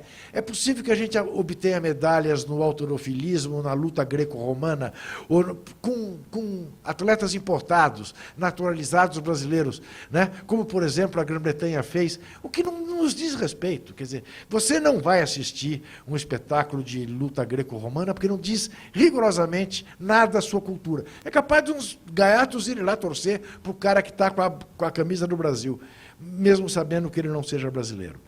Agora, a questão da política de esportes, essa é uma questão mais complicada. O João falou muito bem sobre as características do nosso Estado e como, de repente, né, há uma certa corrente de pensamento no Brasil que, por exemplo, que quando se fala em uma agência reguladora para cuidar da imprensa, diz que isso é censura, né? Quando na Inglaterra se faz isso há anos e não consta que a imprensa inglesa seja censurada, e em diversos países, né? Qualquer mão do Estado é vista, né, pela Teca Setúbal. Setúbal não, Teca Setúbal. Neca Setúbal. Que quando fala em autonomia do Banco Central, na verdade está pensando na autonomia do Banco Itaú, né? E isso fica disfarçado. Isso fica disfarçado. Isso não é uma questão que o país discuta com clareza. Eu te conto 2 episódios, Dirceu, que para mim são exemplares, que eu vivi. Quando o Lula teve a generosidade de assinar como primeira lei dele, como já foi dito aqui, o Estatuto do Torcedor, que, a bem da verdade, era um texto a favor da luz elétrica e da água encanada, não dava para ninguém ser contra. Tá? Ele era um texto que já cabia no Código de Proteção ao Consumidor. Mas, por incrível que pareça, foi necessário escrever no Brasil que o torcedor tinha direito de se sentar na cadeira cujo número estava no seu ingresso. E houve uma ameaça de lockout por parte da CBF e dos clubes, dizendo que não havia condições de numerar os estádios no Brasil. E nem muito menos de pôr uma ambulância em cada estádio para mais de 10 mil pessoas. Mas quando o Lula foi assinar esta lei, que não era dele, que foi a única lei do período FHC, aprovada por unanimidade, por acordo de liderança, e o Lula escolheu esta lei para ser a sua primeira lei? O seu chefe de gabinete me telefonou me perguntando se eu iria à assinatura. E eu disse que não iria, porque não era de festa. E ele disse, o presidente gostaria que você viesse. E eu, evidentemente, fui, de paletó e gravata, como manda o decoro. Ao chegar no Palácio do Planalto, tive a surpresa de ser carregado por um rapaz do cerimonial que disse, o senhor vai sentar aqui na primeira fila. Tinha lá só ministros e jornalista Juca Kfouri. Eu falei, não, amigo, eu vou sentar lá no fundão, onde eu sempre sentei nas minhas escolas. Eu gosto de sentar no fundão, porque do fundão você tem uma visão panorâmica. Não, o senhor vai desculpar, o senhor tem que sentar onde o cerimonial lhe determinar. E eu sentei. O Lula fez, na abertura do seu discurso, depois dos cumprimentos de praxe, numa cerimônia que não tinha nenhum cartola importante, nenhum, porque todos eles sabiam que aquela lei era a goela abaixo deles, tá? Ele começou o discurso dele dizendo o seguinte, nunca mais vamos ouvir o jornalista Juca Kfouri dizer que no Brasil torcedor é tratado feito gado. A plateia veio abaixo. Eu não sabia onde enfiar a gravata. Ah? E terminou o discurso dele dizendo, a presença do jornalista aqui é para homenagear todos os jornalistas que esses anos todos tiveram credenciais negadas. Eu tive para a Copa de 98. Acabei indo, mas foi uma palhaçada do Ricardo Teixeira. Foram acionados na justiça. Eu fui mais de 100 vezes, como outros tantos, por essa cartolagem malsã que nos infelicita há tantos anos. Eu já tinha 52 anos de idade, estava em vias de ser avô pela primeira vez, sem o direito de ser ingênuo. Eu saí do palácio, tomei um táxi, eu esmurrava o ar dentro do táxi e pensava comigo, ferraram-se. Não era bem ferraram-se que eu pensava, mas isso está sendo gravado. A Boitempo é uma editora familiar, então não vou dizer exatamente como. Ferraram-se. Pegaram o presidente que tem os fundilhos das calças puídos pelas arquibancadas. Pegaram o corintiano. Pegaram o Lula, o corintiano. Ah? Gente, 6 meses depois, não mais, o senhor Luiz Inácio Lula da Silva estava de braço dado com o Ricardo Teixeira no Haiti. Ah? Foi belíssimo a iniciativa, não é? Do jogo no Haiti, mas, objetivamente, aquilo serviu para a aproximação que redundou, em seguida, no Refis número 3, depois na Lei do Incentivo e depois nessa loteria Time Mania, para que aqueles que criaram as dívidas pagassem as dívidas com o nosso dinheiro, sem uma exigência de contrapartida de modelo de gestão. Nada. O mesmo Lula. Daí, a segunda coisa que eu queria te contar, que é uma inferência minha, é uma ficção que eu criei para mim mesmo, para entender certas coisas. Não diz respeito a Dilma isso, diz respeito muito particularmente ao Lula. Eu imagino a seguinte cena. Quando o Lula era presidente. Quinta-feira de noite, ele chama o chefe de gabinete e pergunta, como é a minha agenda amanhã? E o chefe de gabinete diz, o senhor toma café da manhã às 7h30 com o ministro da Saúde. Fala, putz, eu vou começar mal o dia, né, com problemas. Tudo bem. Às 10 horas vem o embaixador da Bélgica apresentar credenciais. Que coisa chata. Vai trazer tradutor, né? Não, claro, vem com o tradutor, muito bem. Meio-dia, o senhor almoça com a primeira-dama, com a dona Marisa. Mas não podia ser com a Gisele Bündchen? Não é com a dona Marisa. Muito bem. 2h30 vem aí o rei da soja. Vai pedir isenção. Bom, às 5h30 vem o Ricardo Teixeira, com o Ronaldinho. Ele diz, traz as camisas, os meus netos, as minhas netas, os filhos, as camisas para autografar, os livros, e fica até às 7h30, 8 horas da noite conversando, fiado com o Ricardo Teixeira e com o Ronaldinho. Ou com o Nussmann e o Tandy, ou com... O esporte tem um poder de sedução e que é exercido por essa cartolagem, que de burra não tem nada, burro somos nós, que leva um cara como Lula, que sabia exatamente quem eram esses caras, não tinha a menor dúvida de quem eram esses caras, e tinha mais instrumentos ainda para saber quem eram esses caras, a dizer, quer saber, eu já tenho tanto problema, que eu não vou brigar. Afinal, o Brasil é pentacampeão mundial de futebol, o voleibol é um sucesso, deixa seguir. E não pensa em política esportiva. Não pensa. Porque ouve o André Sanches dizer que é muito difícil dirigir um clube como o Corinthians. Que é muito difícil pagar imposto. E aí ele diz, mas o Corinthians está devendo 170 milhões em impostos. Não, foi uma opção administrativa. A gente resolveu... ele disse isso, o presidente do Botafogo disse que parou de pagar imposto 8 meses antes do que ele achou que ia ser a aprovação do Proforte. Eles escolhem. Olha, eu resolvi que eu não vou pagar imposto porque vai sair uma lei de anistia. Ou eu, por uma questão administrativa, deixo de pagar imposto, mas contrato um técnico pagando 700 pau por mês para ele, que nenhum presidente de multinacional no Brasil ganha.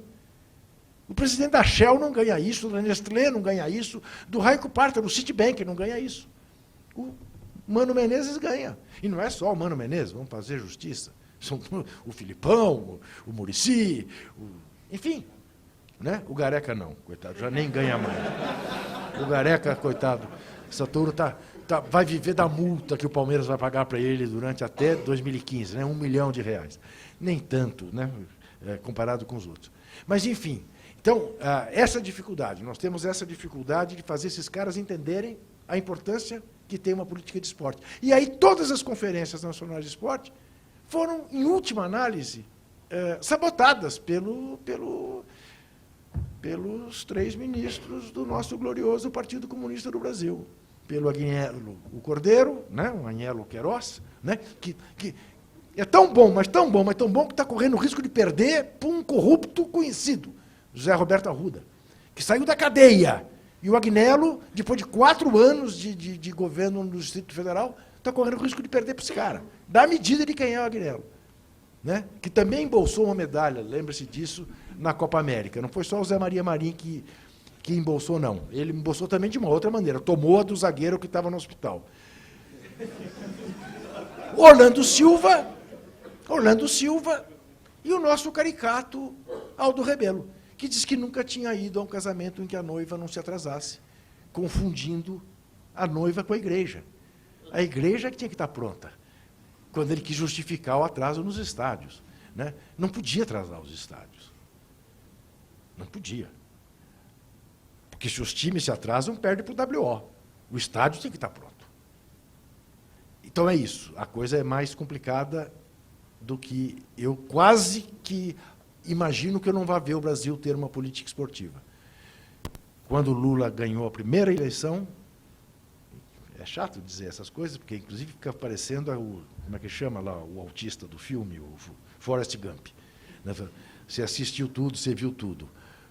O Lula telefonou e falou assim, nós tínhamos uma velha camaradagem, porque eu era diretor do Sindicato dos Jornalistas quando houve as greves do ABC, e eu fui designado pelo meu sindicato para ir ser delegado nas observações nas greves do ABC. Então, ali conheci o Lula, o Djalma Bom, o Jacob Ittar e tal, e fizemos lá uma boa relação.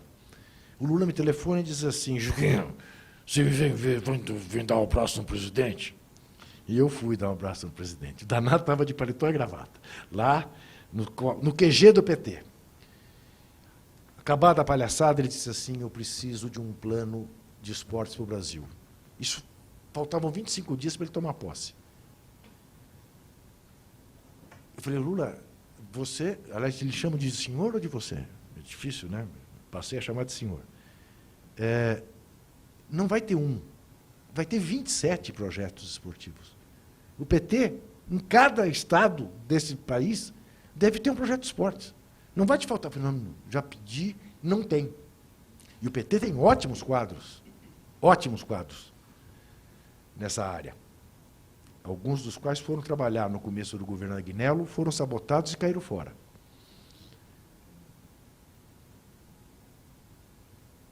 Nós reunimos um grupo, eram umas 20 pessoas, estava o Bebeto de Freitas, estava a Ana Moser, estava a Paula, estava o Raí, enfim, tinha muita gente boa. Fizemos um plano que não tinha uma menção ao esporte de alto rendimento. Uma! Isso é tarefa da iniciativa privada. Tinha 30 páginas sobre inclusão, por meio do esporte. Ele fez questão de que isso fosse entregue formalmente, 3, 4 dias antes da posse dele. Nós fomos entregar. Sócrates estava. Outro dia, um desses colunistas da extrema-direita, esse Rodrigo Constantino, não sei se vocês já tiveram o prazer, publicou uma foto minha nesse ato, querendo provar que eu era do PT. E eu nunca fui do PT. Só que ele não sabia, mal informado, que era um ato oficial com o presidente eleito no Brasil. Disse que seria a primeira coisa que ele ia dar para o ministro do Esporte. Você sabe o que foi implantado naquele plano? De lá para cá, as caravanas do esporte, pela ESPN Brasil. O governo não fez nada. E o Trajano, que participou desse grupo, conseguiu, com 4 ou 5 empresas, que pagassem esse projeto, que é belíssimo projeto, mas que é feito de maneira muito menor do que deveria ser feito se fosse uma iniciativa do Estado. Então, é uma batalha, velho. Eu não sei se eu vou ver essa batalha vencida.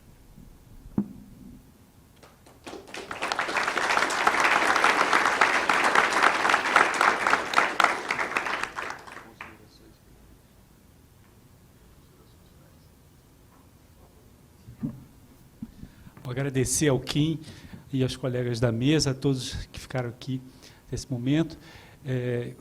Deixar como resposta essa pergunta, o que fica da Copa, trazendo um contraponto entre a Copa de 1950 e a de 2014.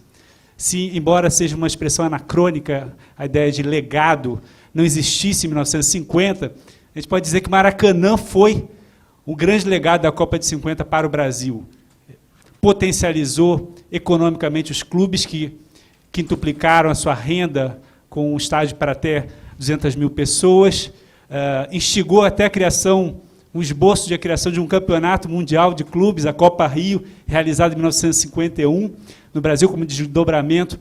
A Copa foi um modelo arquitetônico de estádios para o Brasil até 1980 e criou um palco internacional em que os clubes brasileiros protagonizavam, como o Santos, em que as pessoas iam torcer para o Santos, o clubismo ainda era menor do que nos dias de hoje, então a população do Rio de Janeiro ia para o estádio. Então, o simbolismo do Maracanã, ele nos deixa essa ideia de legado da Copa de 50. 2014, nós podemos dizer que são 8 estádios, 12 seria exagero, porque 4, pelo menos, são duvidosos, mas são 8 estádios que ficam para o Brasil e que vão ser usados nos campeonatos nacionais, campeonatos regionais. Mas, em comparação a 50, fica aonde esses estádios vão potencializar e dinamizar os campeonatos brasileiros, vão ser instrumentos para que esse futebol seja desenvolvido e seja fortalecido a partir da Copa de 2014. Fica uma incógnita. Uma das pesquisas feitas dos levantamentos com o público frequentador da Copa de 2014 aferiu que dos brasileiros presentes a um jogo, por exemplo, no Mineirão, entre 80% e 90% estavam ali brancos das classes A e B e com formação universitária. Então, a ideia de um perfil gentrificado, ainda que não seja mesmo o público dos campeonatos brasileiros, acaba sendo o paradoxo desse legado da Copa de 2014. Evidentemente, se a lei do mercado não atende à realidade do futebol brasileiro, o espetáculo proporcionado pelo futebol brasileiro, há de haver uma adequação entre esse perfil almejado, esse perfil projetado e o que teremos nos próximos anos. Então, o que fica, de fato, ainda é uma interrogação e, num certo sentido, uma visão até pessimista do que resultou entre benefícios e malefícios a Copa de 2014 para o Brasil. Mas, vida que segue, vamos aí com a esperança que nunca acaba. Muito obrigado pela atenção.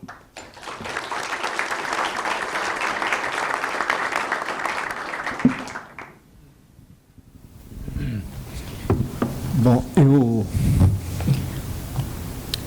tenho pouca coisa a acrescentar ao que os colegas já falaram. Esse depoimento aqui do Juca foi importante, a gente tem muito que aprender. O Bernardo já falou aí também, né, dessa interrogação, né, dos estádios, esse legado dos estádios, quer dizer, o Maracanã, quer dizer, que deveria ser um patrimônio, de fato, ele se tornou até, ele foi tombado, né, e na prática não foi respeitado. Isso aí, quer dizer, o poderio comercial superou qualquer tombamento. E, enfim, apesar de ser, né, esse padrão, a gente, né, costuma dizer, tem não sei quantas mil pessoas, 3 Maracanãs, não sei o quê. Enfim, virou um padrão, né, geral, isso não foi respeitado. E esse padrão de estádios, né, gentrificados, né, infelizmente, que é uma tendência internacional, da Inglaterra e etc., acabou também, quer dizer, transformando uma coisa que era, digamos assim, enfim, com todos os seus problemas, esse lugar das torcidas, a maneira de torcer, criar né, inventar formas, né, de emoção, etc. Claro que tem problemas da violência, problemas do excesso de masculinidade, né? O Saldanha costumava dizer, nós vamos civilizar o estádio, ter ingresso gratuito para crianças e as mulheres, etc. Quer dizer, há uma tendência, de fato, né, as mulheres frequentam mais os estádios, etc. Enfim, havia problemas, mas, de qualquer maneira, era um lugar de criatividade, espontaneidade, etc., né, que esses novos estádios tolhem, de uma certa maneira. Né. Mas, enfim, são lamúrias que eu estou fazendo, e a gente espera que, digamos, a criatividade popular supere esses problemas, né? Que de fato, às vezes, as pessoas ficam em pé, de fato, no estádio, né? Recolhem a cadeira, o piso em cima, né? Enfim, a coisa é mais dinâmica do que isso. Acabou-se a geral, acabou-se, enfim, esses lugares mais populares, mas isso talvez se recrie, né? Na medida que, enfim, essa tradição talvez seja retomada e renovada, né, de alguma forma, né, com outras coisas positivas que têm ocorrido no Brasil, quer dizer, o aumento, quer dizer, uma diversificação social na universidade, ou, enfim, se inicia isso, né, esse processo, enfim, uma certa, né, uma certa, enfim, correlação de forças mais favorável para grupos populares, apesar de tudo. Então, isso também deverá, em algum momento, refletir-se também no esporte e no futebol, que em outros períodos, quer dizer, o Brasil não estava tão bem, mas o futebol era interessante. Sei lá, mas enfim, não sei o que.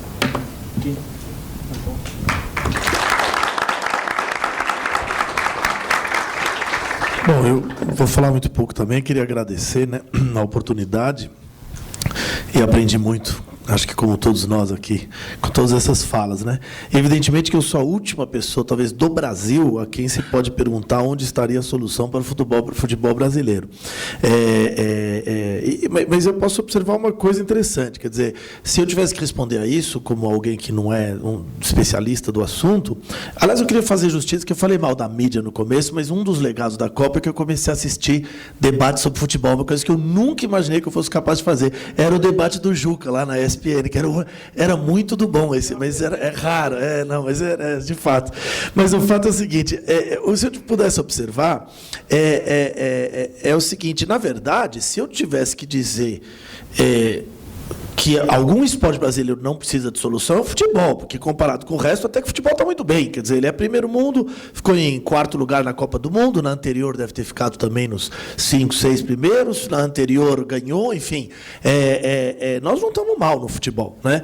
O que é interessante é que eu tenho cá para mim que nós não estamos mal no futebol, justamente porque o futebol é desses poucos esportes que não prescinde da ação estruturada do Estado. Porque é um esporte que qualquer um pode jogar na esquina com uma bola de meia e que, portanto, apesar do Estado, nosso Estado, que não é o Estado estruturador, mas que é o Estado patrimonialista, corrupto, etc., querer se acaparar do futebol, segundo as suas metodologias, ainda assim continuam florescendo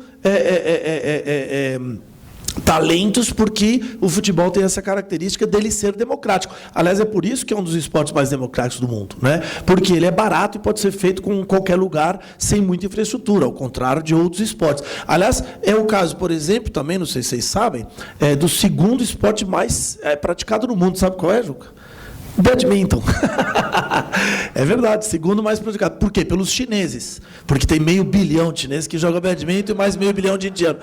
Mas o fato é que é baratíssimo, né? Tem uma raquetinha, uma peteca é muito barato e todo mundo joga em qualquer lugar. Resultado, quem são os brasileiros do badminton? São os chineses. E qual é o único brasileiro que foi para as Olimpíadas da Juventude, jogando badminton pelo Brasil, jogando bem? Um rapaz de um projeto social de inclusão pelo esporte de badminton lá do Rio de Janeiro. Portanto, é muito direta essa relação de você ter esportes que são mais baratos, que têm uma capacidade de ser jogado em qualquer escola, em qualquer canto, e que têm uma capacidade enorme de produzir talentos. Por isso, apesar da cartolagem, quer dizer, o que está acontecendo é que, quanto mais ele se estrutura, mais a cartolagem faz efeito e mais a gente leva vexame e tal. Mas, no final das contas, continuamos com um esporte que ele é mais solução do que não solução. E, nesse sentido, do ponto de vista de quem não é um fanático por futebol, eu só tenho a agradecer uma coisa, da gente ter perdido 7-1 essa Copa. Quer dizer, se a gente for analisar friamente, mas ainda bem que a gente não ganhou essa Copa. Porque o 7-1 exacerbou todos esses antagonismos, todas essas vergonhas que a gente tem e que foram discutidos aqui, que são comentados e que eram ditas há anos por jornalistas como o Juca, que ficam apontando o desastre que é. Quer dizer, pelo menos uma coisa ficou clara nessa Copa: a absoluta incompetência de quem organiza o futebol nacional, que, apesar de tantos talentos, é capaz de passar por esses fenômenos de colapso mental e pane e tudo mais. Então, quer dizer, que tem um problema gerencial, exclusivamente de gestão mesmo. Então, eu acho que a Copa serviu, num sentido muito positivo, para uma nova percepção desses problemas. A gente avançou muito na Copa, com os movimentos do Comitê Popular da Copa, com as manifestações. A gente avançou muito no sentido do avanço da cidadania no Brasil.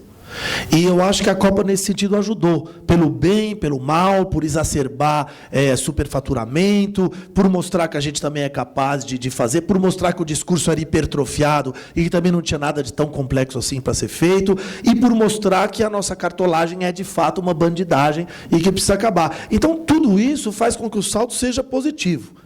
Agora, também mostra que o futebol, ou qualquer outra coisa no Brasil, está atrelado a uma coisa chamada estrutura de poder, estrutura política, que só vai se resolver com a reforma política no Brasil. Sobre isso, aliás, eu convido a todos a votar no plebiscito popular que está sendo aí recolhido pelos movimentos populares em vários lugares, por uma constituinte exclusiva e autônoma sobre a reforma política no Brasil. Esporte e futebol chega a um determinado ponto em que ele se torna também parte dessa estruturação política do nosso país. E é aí que a coisa complica. Mas eu acho que nós tivemos muito a aprender e saímos maiores dessa Copa do Mundo. Muito obrigado.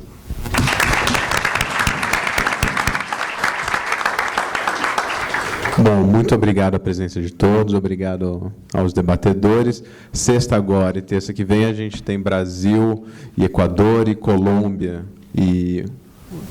Oi? E, enfim, queria agradecer uma vez mais ao Museu do Futebol e lembrar que o livro, enfim, ele está aí, não só aqui, mas nas livrarias de todo o país, R$10, levem ele para passear. Esse debate vai ser publicado na internet, mas a gente também vai mandar uma cópia em DVD lá para a presidente eleita e também para o Marim, para ver se, entre umas e outras, de repente, eles assistem alguma coisa. Também mandamos um livro. Vamos ver se o pessoal... Isso é bom, porque além do Juca vai ser todo mundo processado depois. Obrigado. A solidão do fórum vai acabar. Que maravilha. Boa noite a todos.